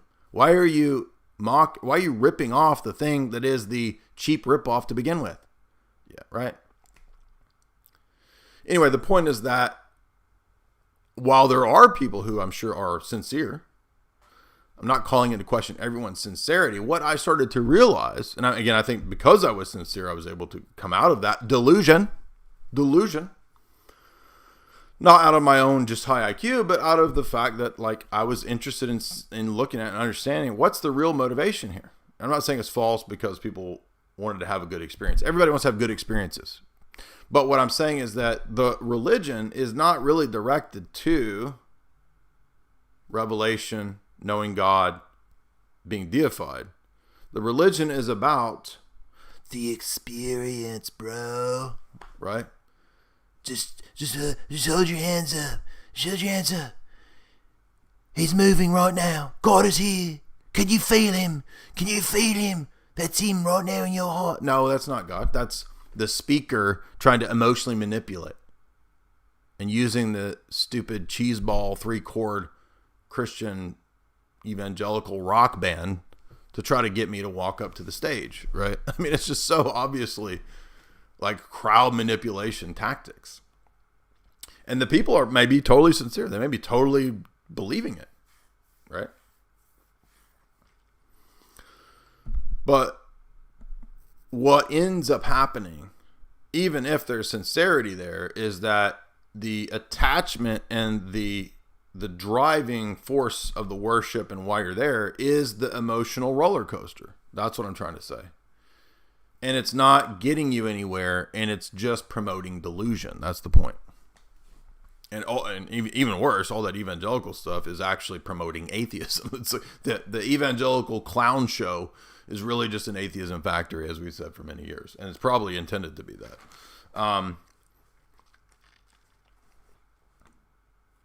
Now, there was a great article, too, on delusion, as we move into delusion, that everybody should read, called How Individuals and Nations Become Demonically Possessed. Because it's not like, a possession or demonic influence. Oh, that's when you're floating, above the bed and spitting pea soup everywhere and your head spins around.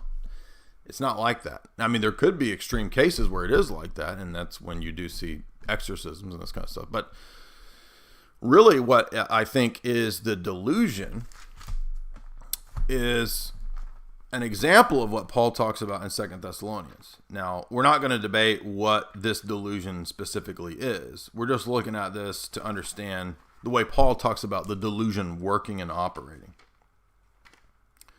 So, it's one of the famous passages, where Paul is talking about the man of sin, usually exegeted most of the time by many church fathers, right, to be Antichrist or some forerunner to Antichrist or the apostasy of the church.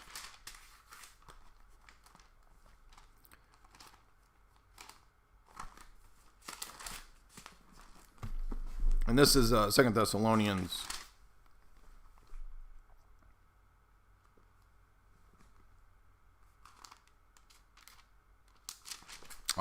no wonder. It's like, that's not right. I was in 1 Thessalonians. No wonder. All right. So 2 Thessalonians, talking about this man of sin. And I think that it's entirely plausible that there was a kind of a man of sin, right, at that time in the 70 AD run up, the destruction of the temple. And then there will be a man of sin at the end too, right? But regardless, the principle here is we want to look at the way that this describes delusion. And then we're going to look at Romans 1 as well, because that has a lot to say about delusion too. Let no one deceive you by any means about that day. It will not come until the falling away comes first, and the man of sin is revealed, the son of perdition, who opposes himself and exalts himself above all that is called God or is worshipped, so that he sits as God in the temple of God, showing himself that he is God.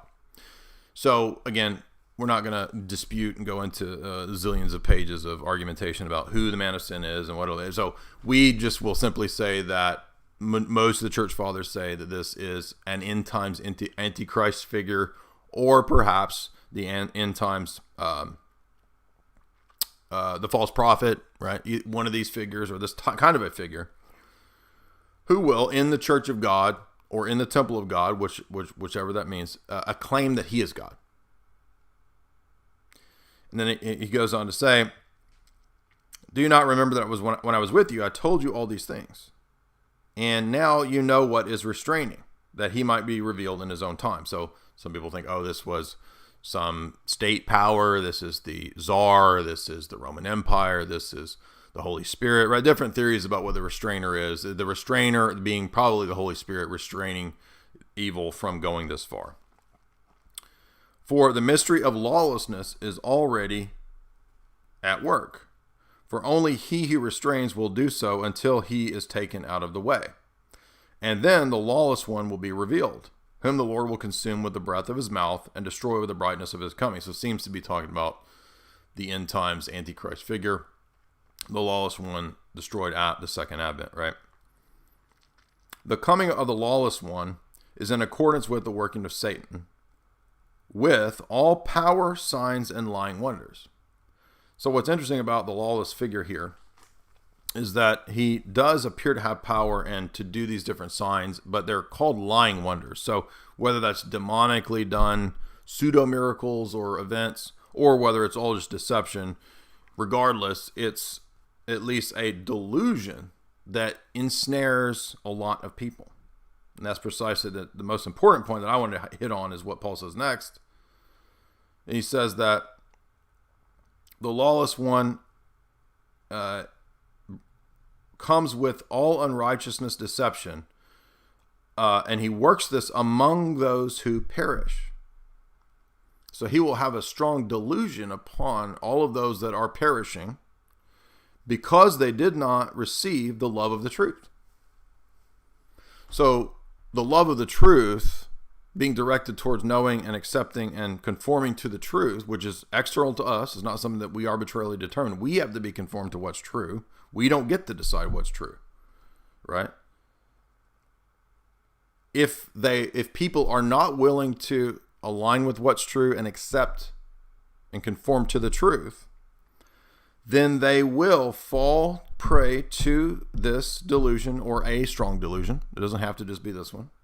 Again, whether this is the end of the world or not, the point is still the same, that we will fall to delusion if we're not committed to truth, is Paul's point. And he says, for this reason, because they don't love the truth, God will send them a strong delusion, that they would believe the lie, and that they might be condemned who did not believe what's true, but had pleasure in unrighteousness. So in other words, the delusion is actually the punishment for their sin. That's the scary part of this, is that it's not like God is causing them to believe falsehoods. The falsehoods are the punishment that he allows them to be deluded by for their previous sin of rejecting and not believing the truth. So they don't believe the truth. I don't want that. Then they are given over to the demonic power and influence that deludes them. And they even think they have good reasons to believe in the delusion they believe in. It's the science, bro. Right? You're saying that everybody's wrong. You're saying that they're all in on it. You're saying this. You're saying that. Right? I know it's true because, like, I had a trip, dude, and I saw God, and I'm God. Because I looked in the mirror when I was tripping, and Bhagwan Boomer told me I'm God, dude. Right? These are all delusions. And the delusions are propped up by lying, signs, wonders, deception, falsehoods, blah, blah, blah, blah, blah.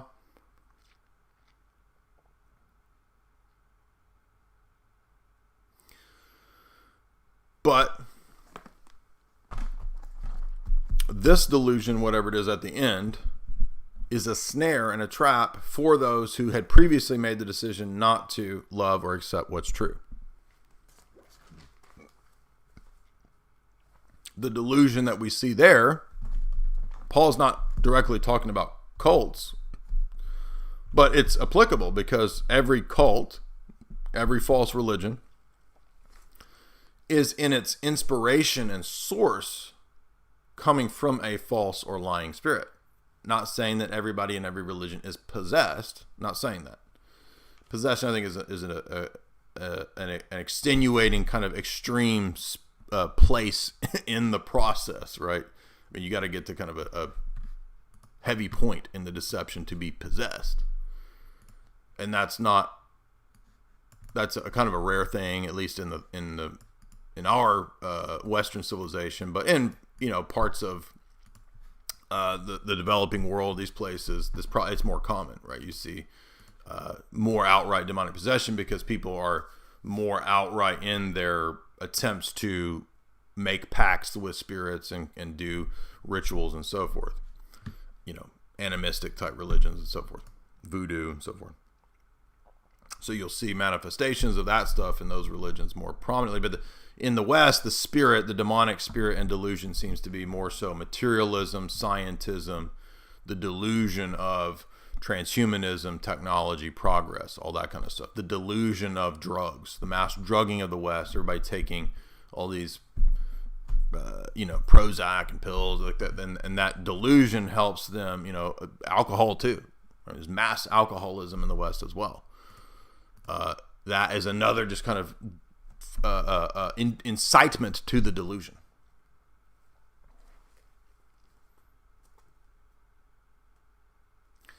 So let's see, to recap here, we covered most of the points I had about different cults, different delusions.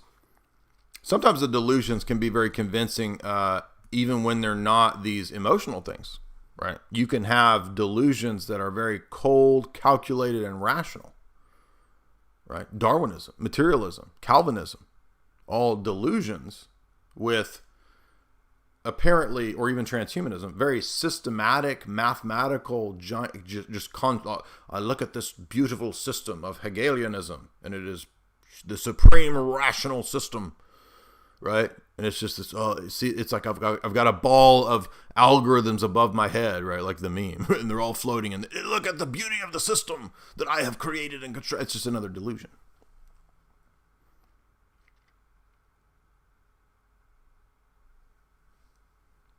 So let's look at Romans 1, and then we will take, by the way, you can support the show through the super chats, and I'm going to give you some secrets as to how you can desoyify in just a second, but we will answer some of the super chats here in a second. And then this is a half and half, so if you want to see part 2, we will go into some pretty fascinating things in part 2, such as what about specific other types of delusions like devils, voodoo, the gods of the nations, the machine elves and the DMT beings, archons, aliens, and UFOs. How are those? What are the patterns of similarities that we see in those delusions? We will look at the thrones, principalities, powers, and dominions from Ephesians and how that relates to the delusions of the spiritual beings that are fallen, that have a lot of influence over the nations. We will look at the way, as we saw in 2 Thessalonians, other places where we see curses as chastisements for delusions. We will look at this is a fascinating idea that I more and more think is the case, which is, what if there's a demonic version of theosis? Now, I don't literally mean that the demons are helping you to participate in the divine life, but a reverse theosis of becoming more and more demonic and demonically empowered. And there's actually a really good essay on this, which we will cover in part 2, even extending it to the point of, think about fools for Christ, right? We know about in the Orthodox tradition, the fools for Christ, right? People who just give themselves over to radical Christian living, kind of like a John the Baptist or an ascetic or something like this. What about fools for Lucifer? And I'm going to make the argument there's actually some people who do this, and we're going to look at some artwork where I think we can see demonic influence in art.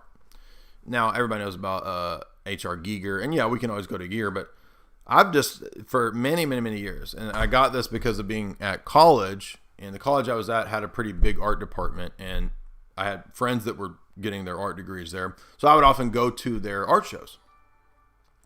And they would kind of do this thing where the graduating classes would have, like, I don't know, like the 10 people who were graduating with an art degree that year all did their show in one big gallery. And then at the time, my girlfriend that I was dating at the time, her sister was getting her graduate degree in art from a prominent Tennessee university, and we would go to the shows that she had and see all the grad students at this big university shows. So I've always had, and I almost went into the art world. So I almost went to art college back when I was 18. So I've always had that close connection to that world. Long story short, what I'm getting at here is that I don't really care about the art world and the mixed media art world, but having watched and looked and learned and taken, I took a lot of art classes too in college, and having so many friends in that domain, I have seen a lot of art. And I noticed this pattern of so much of it being demonic. Okay, so I literally think that inspiration can come like a logismoi. And if you don't know what that is, that's just talking about the thoughts that are implanted by perhaps the demonic spirits at times. I think a lot of this art actually shows us the demonic. I'm just going to say that clearly.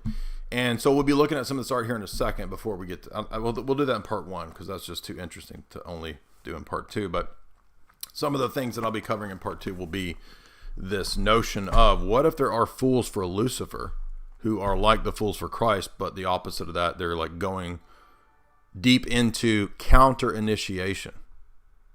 So if you're familiar with some of the perennialists, I'm not saying perennialism is true.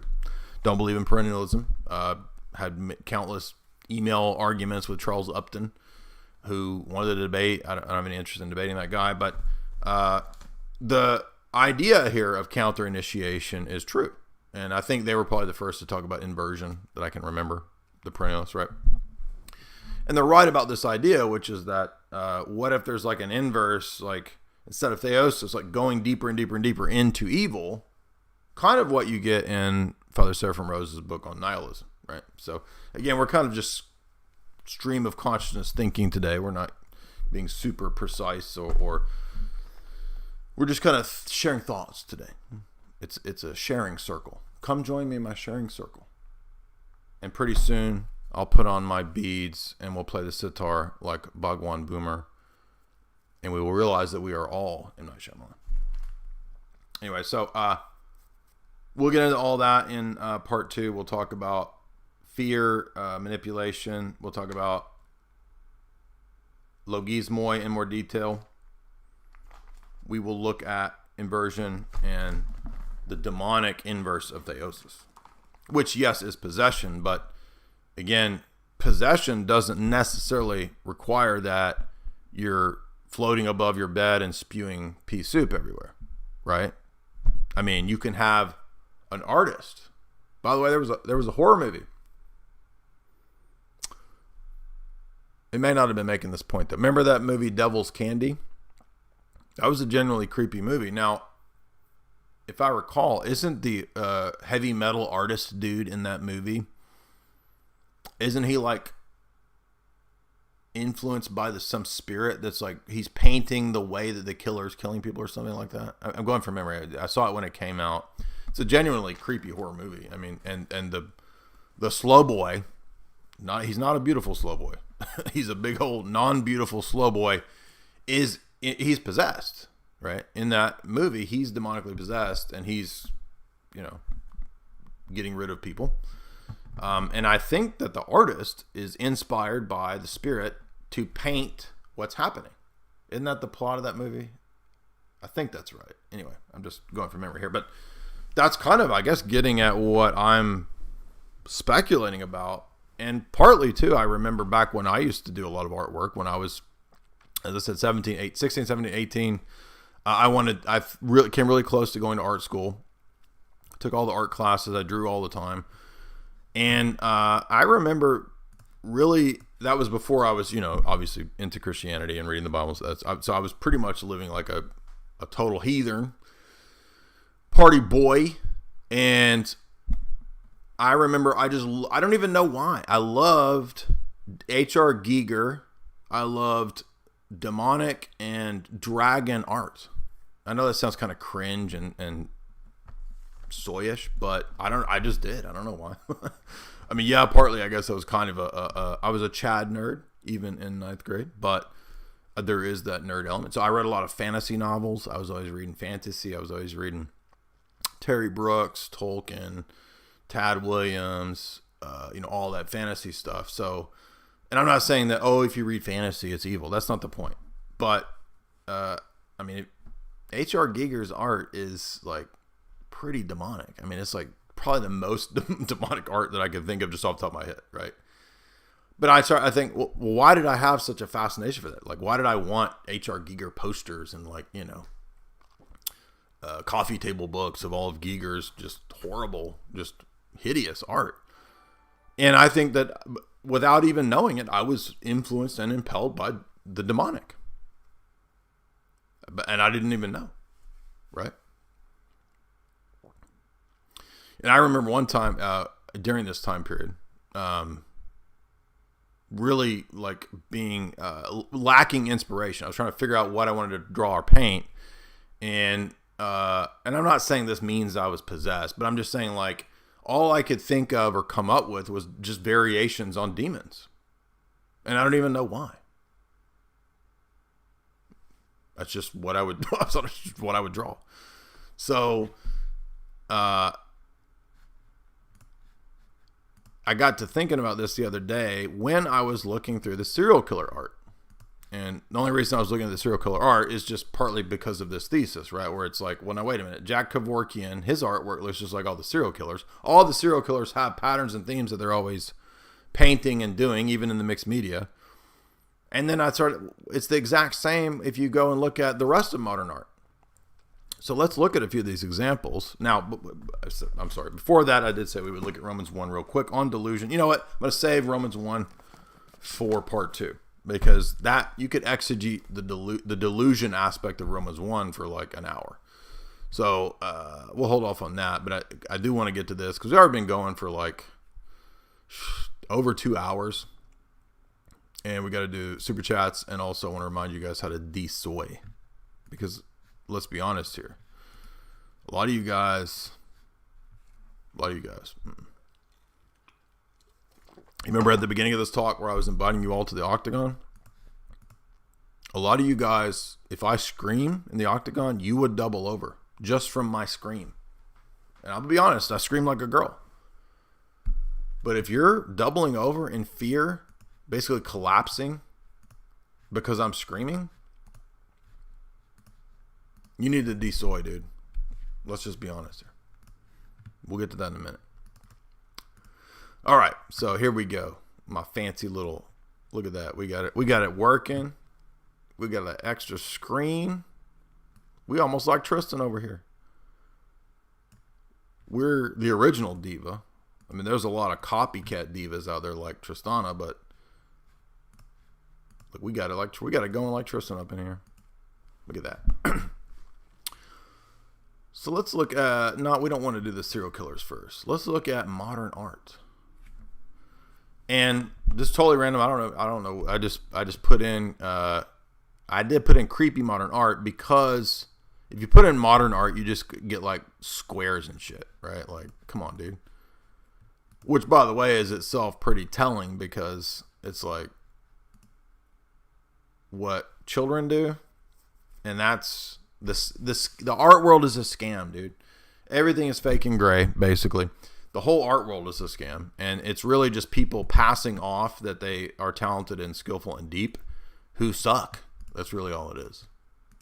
And every time I did a whole video on this a year ago. It made a lot of people mad. I don't care, right? Because I've been in around the art world and people in this world for many years, and it's stupid. Now, again, I'm not saying these people aren't talented. Let's look at this dude. I don't know who this is. 40 chilling modern day sculptures. Let's check this out. Now, what you'll notice, I think, is that you get this sort of demonic, and I was noticing this too when we were doing the Hellraiser, because part 3 is all about that artist. And what's his face? Yeah, we're not going to do the art related to, Pizzagate, but that would of course be a classic example, right? I don't know what this is. This looks like, remember Baby? Remember that stupid dinosaur, fake and gray dinosaur movie, Baby? So Baby died, by the way, and he was just lonely in his solitary apartment, but he passed away. So bad news for all the Baby fans. If you like that 80s dinosaur movie, Baby has passed on. I guess this is the same artist. Looks like these dinosaurs are using the potty. It's interesting. Let's do dinosaur skeletons going potty. So it's unique. I'll give him that. Also, I think a lot of this modern art that we're looking at here is not just demonic, but I think it's one way that it's demonic is that it's inspired by drug use. And I remember back from my acid trip days, and a lot of times people who are artists, they want inspiration, right? They need, I want to be inspired. I can't come up with any good ideas. Bro, I need to like blast my mind on drugs and I'll be like the best. So there's this weird mythology about the artist as a drugged out maniac. And that we'll get into that more in part 2 when we get into the Fools for Lucifer. Right, the artistic mad genius who's going crazy because he's so tortured and so deep, right? Well, this is just a bunch of baloney. So I guess this looks like Terminator or Giger, Alien. This looks like Alien stuff, so we'll pass on that. That's not that interesting. Yeah, that's like, there you go. There's Giger in metal, right? Don't care about aliens. This is interesting. I don't know if I would say doesn't really look demonic. It's just kind of creepy. This is not the. No, this is kind of creepy. One thing that's interesting that a lot of artists like to do is child-related themes, right? It's taking youth and innocence and making those things scary, demonic, corrupt. Now this looks pretty demonic right here. This looks like an old meth head with I don't know what toothpick in his mouth, right? This looks like people who are being tortured in hell or something like this, and yet he's got what, like a halo, so it's like a saint of hell. I don't know. I'm just speculating, right? This guy over here, not very happy. Death, right? He called it eternal love. She is dead. So my theory is that a lot of this type of art is usually expressing things out of the dimension above us, the spiritual realm. So when people go on their DMT trips, I believe they go into this realm, and what you're getting is kind of pictorial images from the dream state, nightmare type stuff, right? I think that's the same domain, and it's the domain of a lot of the disembodied spirits. I mean, look at this. This is like, whoa, dude. Demon, pig. Oh, man. Yeah, look at this. No, it's not a pig. I don't know what that is, but I mean, that's pretty freaking demonic, right? And it's like the blending of flesh and machine that always comes up, right? Especially in Giger. Giger stuff is very transhumanist. It's death gives rise to the machines, which give rise to the next stage of evolution. But that stage of evolution requires predator-prey death relationship, and that's why the xenomorphs, right? They represent like the ultimate apex predator killers. And so they're potentially the next stage of evolution in the art of Giger. And I mean, if you want to, what's it like to do like DMT and acid, bro? Well, I mean, not everybody has a bad experience, but I mean, do you want to go to this guy's domain? You want to chill with this dude? like that's literally what we're talking about here, right? I had a friend one time who's like, oh, I can't wait to do DMT and shrooms and acid. And this was after me for many years saying, dude, you don't want to do this stuff. I'm telling you, you don't want to. Like, do you want to hang out with RoboPig? No. This person, this entity is not cool. I guarantee you, he is not chill. And yes, you can meet these entities. They are there. I mean, do you want to hang out with, what is this guy? Let's see if we can, I want to zoom in on that one. That one looks pretty crazy. This looks like Hell World. Yes, I want to go to Hell World. It will be, look at this. There we go. Giant horse demon eating the corpses of soldiers with all-seeing eye coming out of his... This is like a John Carpenter creature, right? This is like something from a John Carpenter movie. This one comes up a lot. So it's like insects and humans being fed into the giant... It's like the mouth of hell. And let's see what he says it's about. I cannot conceive of a sensible statement on painting. Polish painter, what's his name? Zadislav Brzezinski. Basically Brzezinski. We'll just call him Brzezinski. Meaning is meaningless to me. Wow. There you go. So in a perfect expression of nihilism and the satanic, he says, my art is intended to signify that meaning is meaningless. That's funny. Well, then, but why are you painting hellscapes? I mean, like, why not paint angels or pretty mountains or hellscapes? You see, isn't it interesting? His worldview, this demonic nihilist worldview, he paints nihilistic images. Wonder why? So here is, it says Wayne Barlow. So here's basically Silver Surfer Ryan Gosling with no pee-pee being hounded by giant demons, basically. So this guy's hellscape has Silver Surfer Ryan Gosling basically being pulled and poked by the demonic, and he's got a giant black basketball butt. I don't know why he has a giant basketball, but hellscape Ryan Gosling is apparently into basketball, but it's like a hell basketball, so it's like a giant. You have to play basketball with a bowling ball, so it's impossible. You see.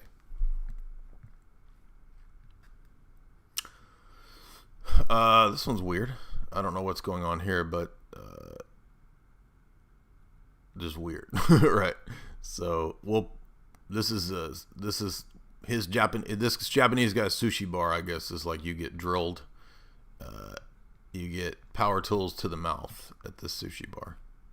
So we saw these hideous bitches, bird bitches here. Do you want to play with these pet birds? No, you don't, you see. And this is why you don't do... Well, here we go. Here's another. Look at this. Let's take the beautiful, nice woman and her child, and she's rotten and being eaten by roaches, and then she's looking over at the life that they did have, or could have had, or had, and yeah. So I think that what happens is that a lot of times this art, this is that, yeah, there we go. This is that, obviously a demon grasping the child, right? Patricia Piccinini.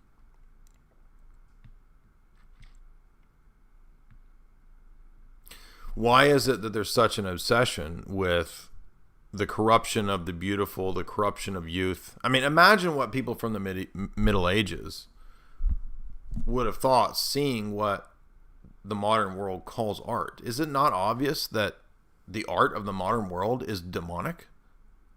And it's not demonic because we're mature and we don't believe in spirits anymore. These artists are possessed. And many of the artists will tell you that they don't know where they get the ideas, or what the source of this inspiration that they get comes to them. It comes in dreams. It comes in visions. It comes when I'm doing DMT. It comes from acid. That's demons. The art is demonic. The art literally has demons, and it's demonic. Look at this. Mark Powell. Like a Resident Evil looking thing, bent over, plates of guts, with another Resident Evil creature in the background full of guts. I mean, and by the way, this is not like selective. I mean, yeah, you could probably, if you search, you could probably find modern art that's beautiful. Sure, you could probably find modern art. But I'm saying that it's dominated by this dark and demonic stuff. And it was this way 20 years ago when I would go visit. And I've been to all the, like, I've been to MoMA and all this stuff. It's all this stuff. It's all this stuff. So let's see. I don't see any more. You could do this all day. Just look at this. I mean, is this obviously not like, is this multiple personalities or like possession, right? And I guess this is the same guy who does the same thing. So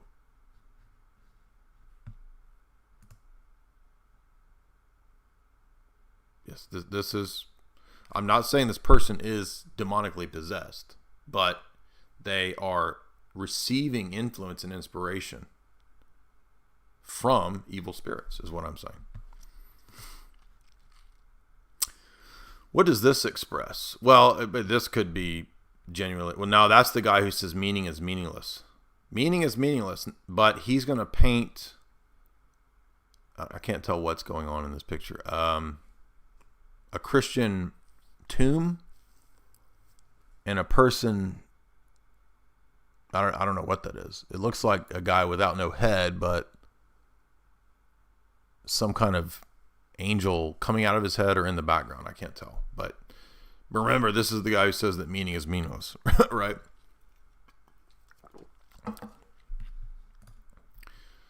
So I don't know who this is. I guess this is expressing once again. It's very similar to, well, is that a...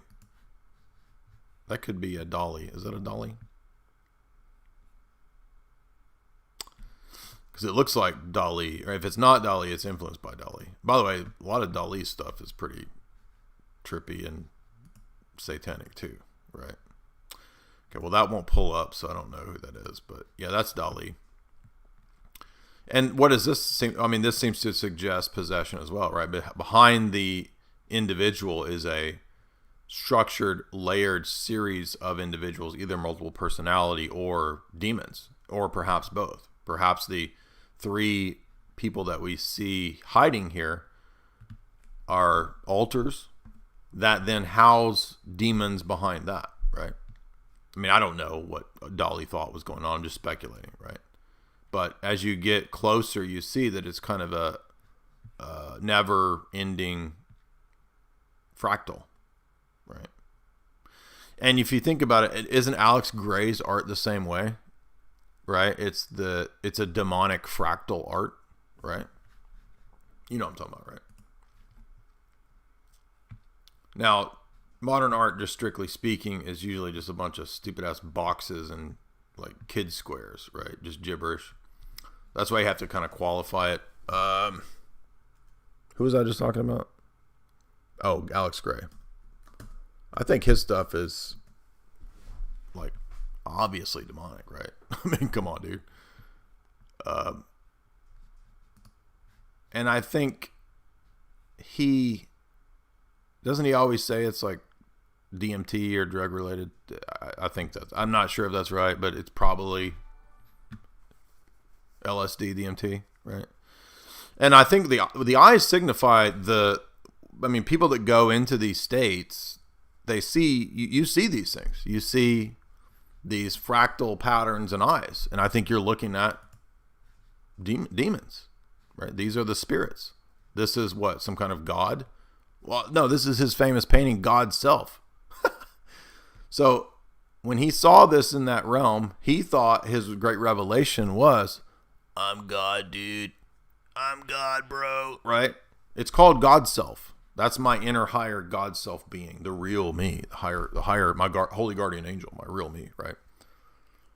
But no, that's the demon that is telling him that he's God.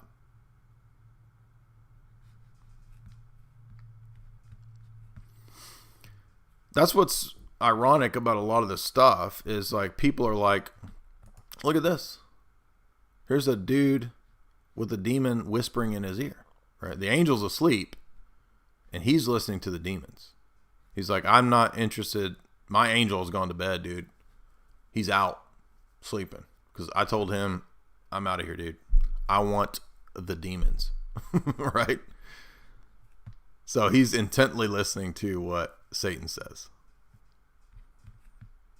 And, well, I mean, just look at this dude, right? Whoa.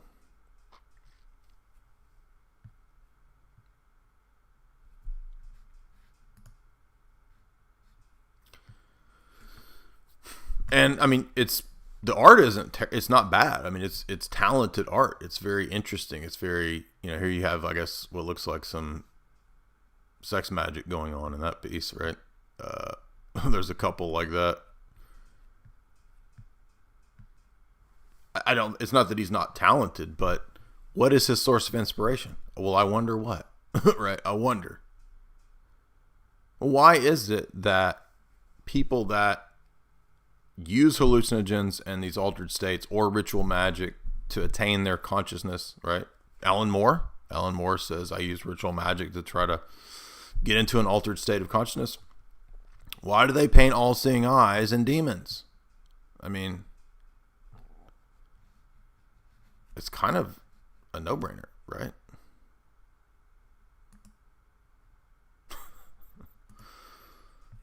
Let's see a couple more examples.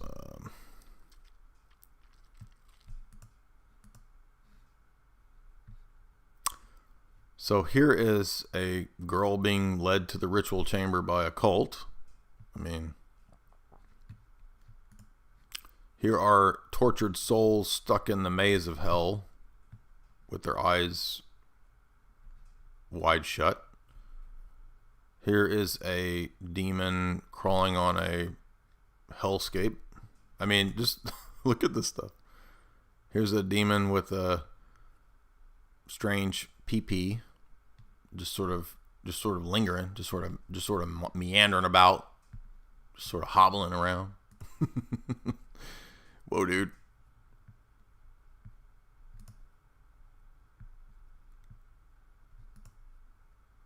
I want to go chill with that dude, right? Like, where's that guy at? He's in the hellscape. I want to go chill with that guy, right? that guy's not going to be your friend. Like, why do you think that dude is going to tell you the truth? It's sort of like, it's like the Cenobites, right? In Hellraiser, everybody's like, you lied to me. You told me when I come to hell that I would see such sights, right? You will feel such pleasures, such pain. And I get here and it's like, you cheated. Dude, you lied. And they're like, I'm a demon. Of course I lie, right? You're surprised that I lied to you? I'm a demon.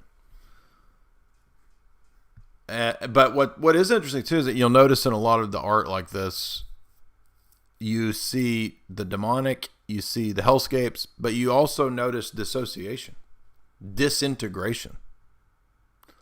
So even though there's perhaps at times aesthetically pleasing elements in unity and harmony and geometry and so forth, there's usually an attempt to also deconstruct meaning, harmony, and beauty at the same time, you see. So, this person has basically the only sense they have is their hearing. But their eyesight, their smell, their voice, their taste is all destroyed and disintegrated. So the very senses, right, have become meaningless, have become destroyed. Look at this. More serial killer art. Here's all the demons, the demon crew hanging out, chilling, chopping up bodies, blood. Obviously, a demon scurrying around hellscapes. You'll notice a lot of the art like this too, especially this Zadislav Beksinski, basically Brzezinski. You notice hellscapes, and I remember that when I would do a lot of drugs when I was in high school and stuff, I would have kind of images and thoughts and dreams of hellscapes, and I would want to paint those, right? And it looked like these like burning, dusty red hell cities, like apocalypse world cities, right?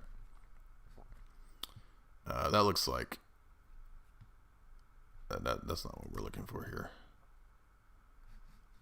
Yeah.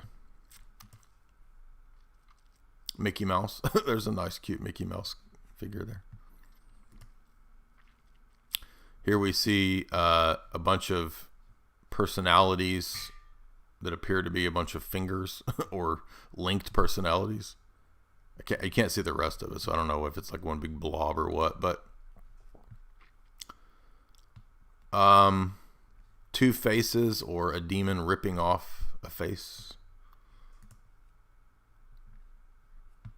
I mean, I guess what I'm saying is that isn't it interesting that this art is that the demonic is so prevalent in this art, and yet, there's no such thing as demons, dude. Come on, demons, right? I mean, look at this demon. Insert your joke here. So this guy, wow. I mean, again, straight up, like Guillermo del Toro level stuff, right? Chopped up. Whoa, dude.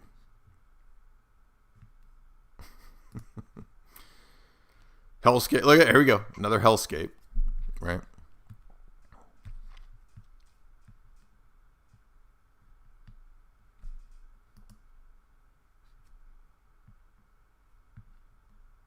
Hellscapes.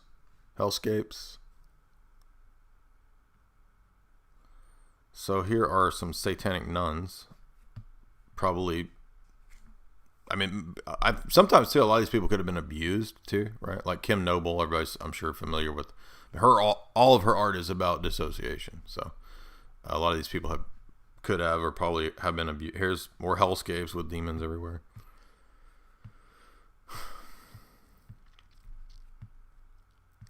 So I guess in this sense, the tortured artist is actually probably being tortured and then painting. That actually looks like Hellraiser. That's Pinhead. So more hellscapes.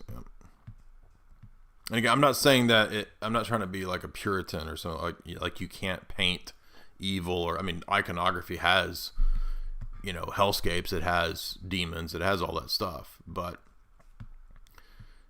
you know, again, I'm just sort of emphasizing that I think the modern art world is dominated by this stuff because the spirit of our age is just totally demonic. I don't know how else to say it, right?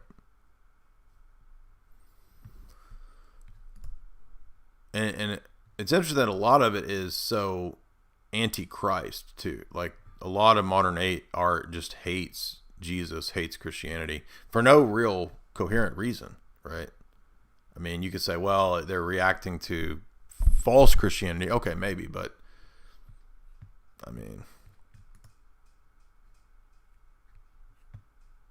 corrupting the youth, right? I mean, this is all, look at this. It's like hanging kids up.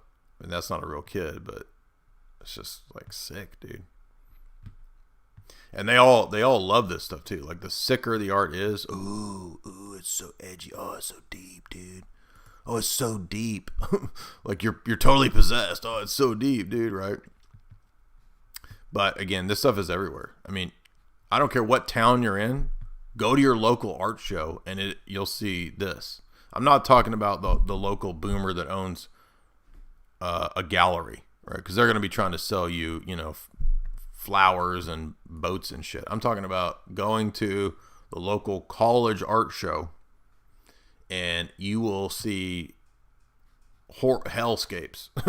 More hellscapes, right? That's all you're going to see. It's all hellscapes.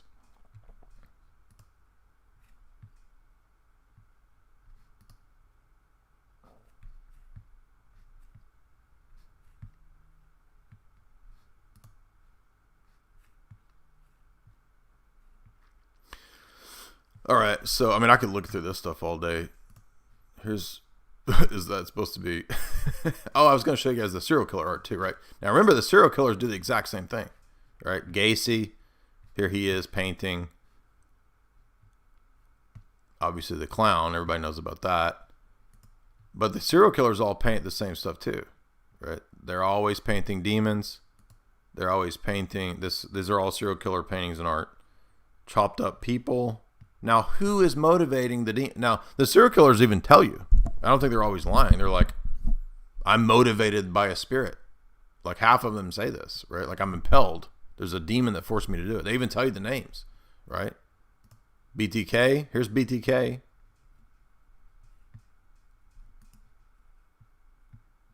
Why are they drawing demons and chopped up people, right? Chucky, John Wayne Gacy drawing Chucky, right? Henry Lee Lucas drawing zombies, dead bodies. This is some inmate in Arizona. Chopped up bodies, heads cut off.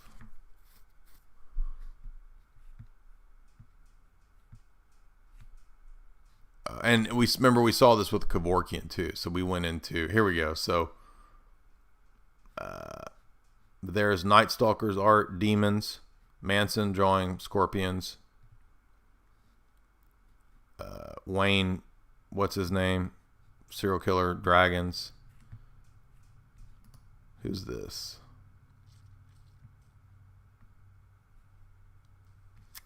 I don't know which serial killer that is. It doesn't say. But we saw this with Kevorkian too, is what I'm trying to say. Night Stalker, right? He's drawing the demon that he says is impelling him. This, by the way, was Keith Thompson, the trucker killer.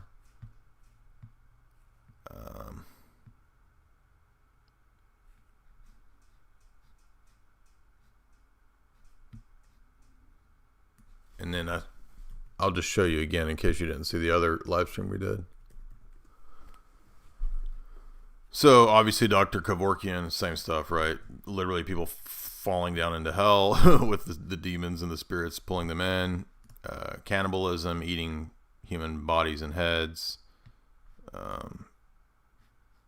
Evil Jesus coming out of an Easter egg being manipulated by a bunny, just crazy stuff. And I think Kevorkian had to be doing drugs because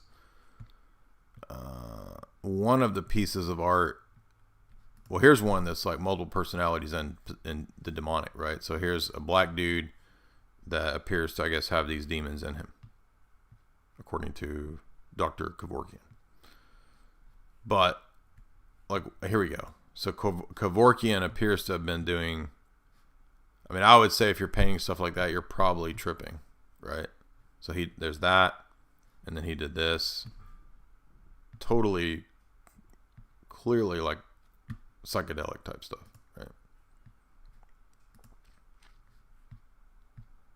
And, I mean, he's a serial killer, right? I mean, Dr. Kevorkian is a serial killer, so...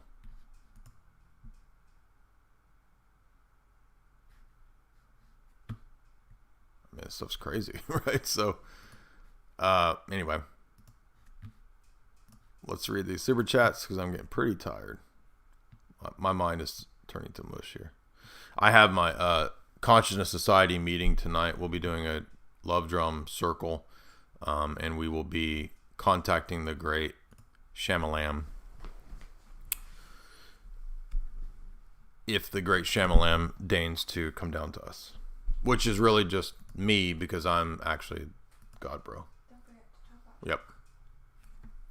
Now, let's get to these super chats. We got some nice, fat, sweet super chats.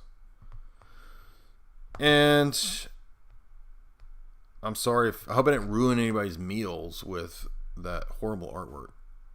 That stuff was gross. Yuck, dude. Get that out of my face. Ugh. But couple things I want to remind you that if you're looking to de-soy, let's get this nasty. Look at that slow boy Jim Morrison right there. That's like a retardo Jim Morrison right there. Let's get him off of here. Look at that looks like Tristan right there. That's a clown with a hell mouth eating your throat. Beautiful. Here is, look at that guy. That guy's actually pretty cool. All right, we're gonna get that out of here. My mind is turning to mush. I don't even know what I'm talking about anymore. Let's do these super chats. But I have to remind you that there are ways to de-soy to combat this horrible art. Number one would be not to join the Consciousness Society of Bhagwan Boomer, but rather to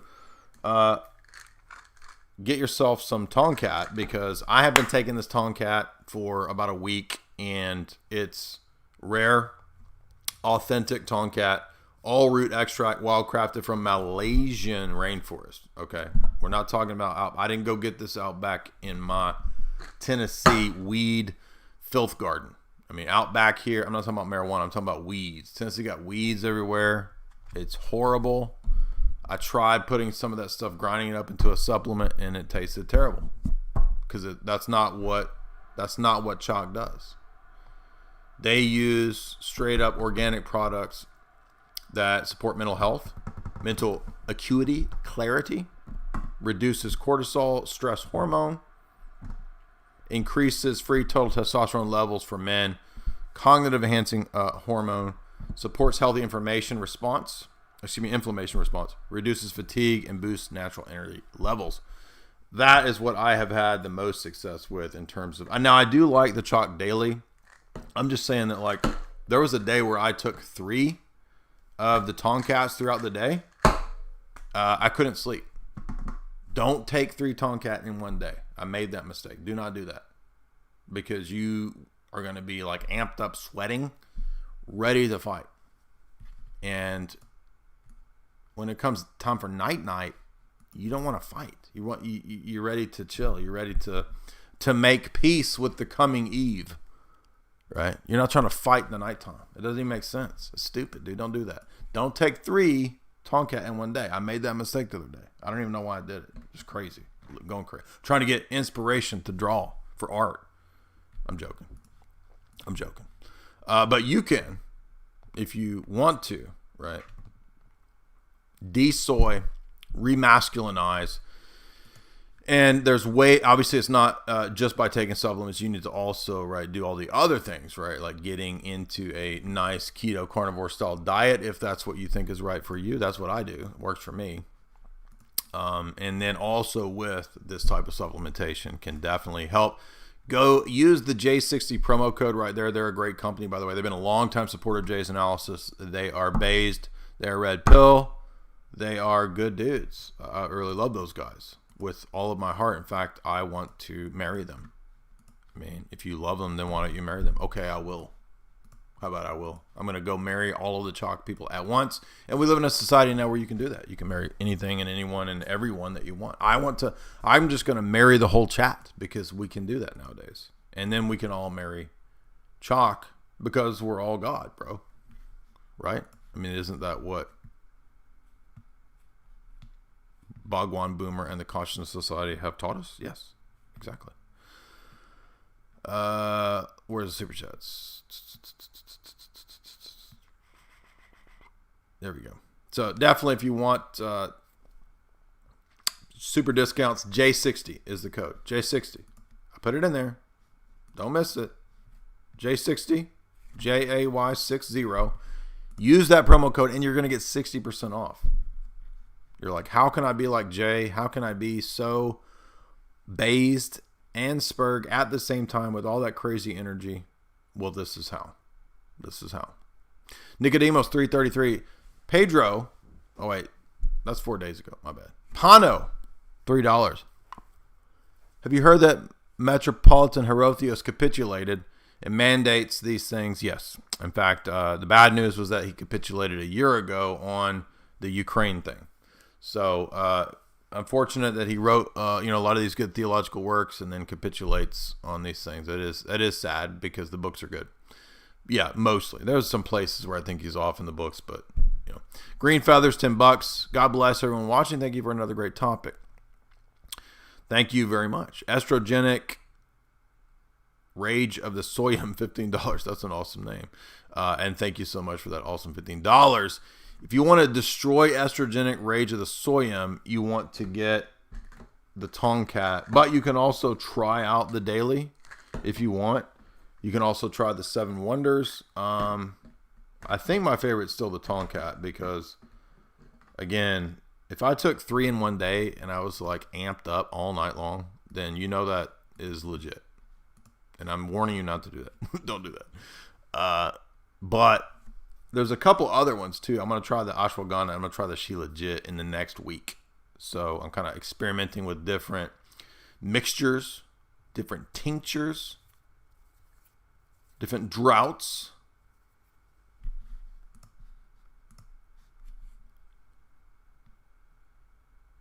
I'm not really drought. Drought's like the ancient or the old English word, right, for like a potion or something. I'm not drinking these. It's just being silly. Palantir, $5. Jay, thank you as always. You're welcome as always. I recently read the Bhagavad Gita. I recently read the M. Night Shyamalan, and I noticed how Gnostic it was. Well, there you go. Of course, these religions all have the same patterns, origins, and similarities. Can you comment on the similarities between Eastern spirituality and Gnosticism and the topic of demonic delusions? Yes. The typical patterns that we see here would be things like the easy answers to metaphysical and ethical problems are things like the world. Ooh, the world is the source of evil, bro. Particularity is the source of evil, bro. We just need to get back to the absolute unity of all nothingness. Being an individual, that's what it is to be evil, bro. My ego, I just gotta undergo ego death, right? So it's all the same kind of misappropriations and misstating what evil is. Evil's not a thing. Evil's not the fact that there's many things. Evil is not the world. Evil is not physical things. None of those things make sense of evil and in fact lead to stupid delusions.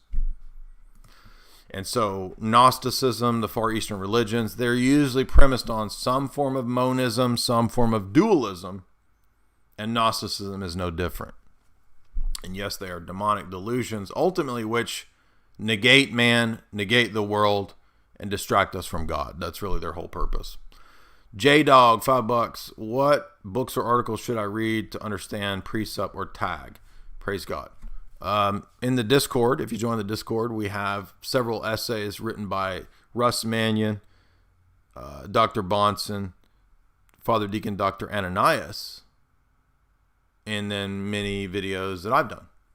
And then there's some other good books that are good introductions, like Ultimate Proof by Dr. Jason Lyle. Those are good intros. Orthodoxy Chloroquine, $10. How does the Pope of Rome take his personal pizza? A supreme and infallible order to a council of subservient cooks. Ha ha.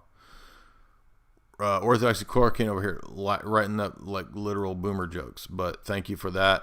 Shout out Orthodoxy Chloroquine. I salute the attempted joke. Marta, $10. I'm not dissing you. I love you. You pay me. I love you. Marta, $10. Jay, thank you. I'll be baptized this year thanks to you and Brother Augustine. Hey, that's awesome. Many years to you, and glad to hear that. Jesse Matthew, $10. Have you watched Arnold Schwarzenegger in End of Days? Yes, in fact, End of Days is one of the classic, hilarious Arnold movies that we have talked about for probably 7 years. And I always laugh about it because, like, Arnold versus Satan, it's just so preposterous, right? And I keep putting off, but we need to do the Antichrist stream. Now, I don't mean I've done a stream about the theology of Antichrist. Did that last year. But we need to do Antichrist movies because there's so many just terrible and hilarious and bizarre and ridiculous Hollywood Antichrist movies. I mean, they're just, whether it's Damien or whether it's End of Days, even you could say Ninth Gate, Stigmata. I mean, they're just, most of them are just so bad that they would be a great podcast. So thank you for reminding me, Jesse Matthew. We definitely need to do End of Days. Just an idea. You and Jamie should focus on Antichrist End Times movies. The Omen, End of Days. Exactly. Yeah. We've been meaning to do that. I just keep forgetting. I even wrote down a whole page and then the notes about various ones, and then we forgot to do it. David, $5. Check out the interview, Exposing Christian Contemporary Music, Become the Night on YouTube. Yeah, that sounds relevant. By the way, Jamie and I's next, I think we're going to Rockfin stream will be, what did Jamie call it? Hairway to Heaven. We're going to do literally an analysis of some of these evangelical cults, ministries, and movements. And it's just crazy, right? And why these things are just from the outset preposterous and wrong. So that'll be fun to do because we did one stream kind of critiquing evangelicalism, but we actually haven't done like, okay, well, how would you? I know it sounds low IQ, but like, yes, we should respond to Joel Osteen, prosperity gospel, and that kind of stuff. I mean, millions of people believe this nonsense. I don't know how, but they do. So yeah, we need to do that. And he says, watch Exposing Contemporary Christian Music. Yeah, we should probably watch that too.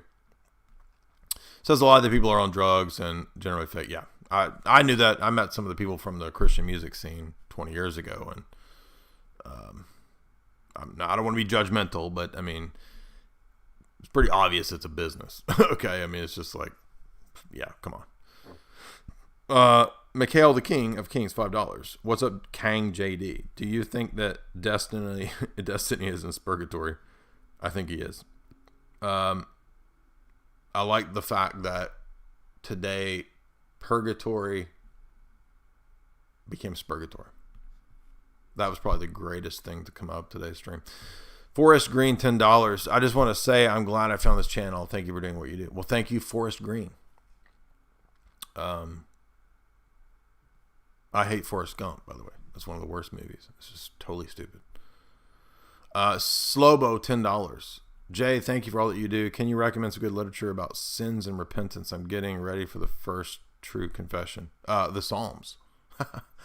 Just go through the Psalms. Like every night, go through Psalms. That's what monastics and bishops do. So don't they go through the whole Psalter like once every week or month or something like that? So do that. Teton 45, $5. In a talk you did on CIA and the Roman Catholic Church a while back, you said that the seminaries have been subverted. Yes. Do you have any book recommendation that covers seminary subversion? Yeah, I was covering Wim Hof's book on the subversion. Time Life magazine, John Courtney Murray, and the CIA's doctrinal warfare program. Literally the whole podcast is on that book. So that's the book. Rolf Stakes, $10.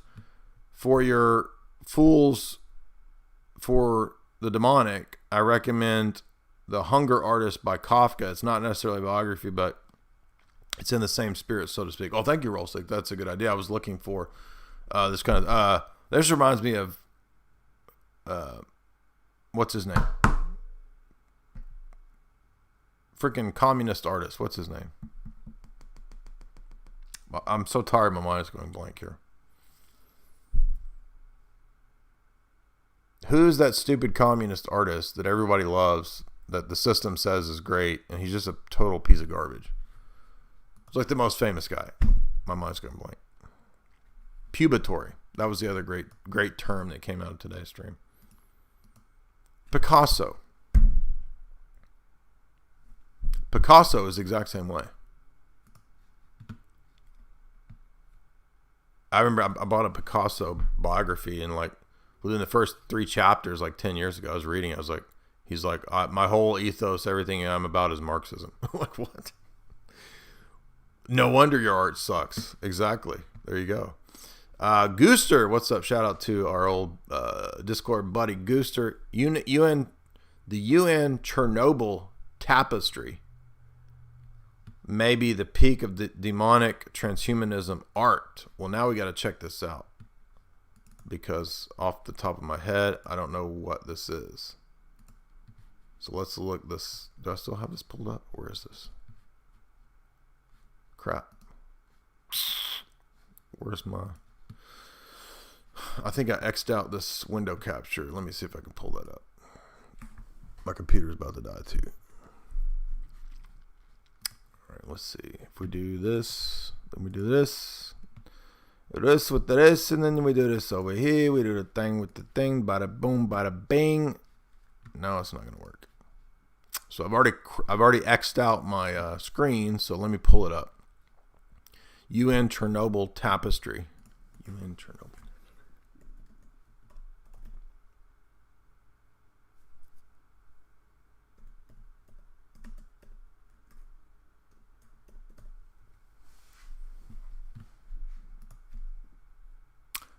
Oh, wow. What in the world? Trying to find a good, clear image of the whole...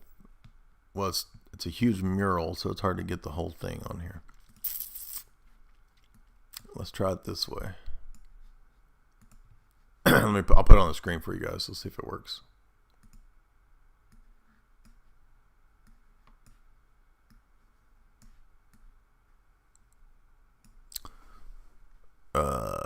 So weird Silver Surfer looking angels with lightning bolts and like what is that? Looks like Mary and Jesus, like some kind of blasphemous. Dude, what drug were these people on, right? Like, whoa, dude, this is some serious level tripping right here. Yeah, what? That is crazy. Is that wings? Mary with wings and a electricity icon of Jesus? It's just blasphemous. Weird. Yeah, that one's pretty crazy. Good one there. Never heard of that.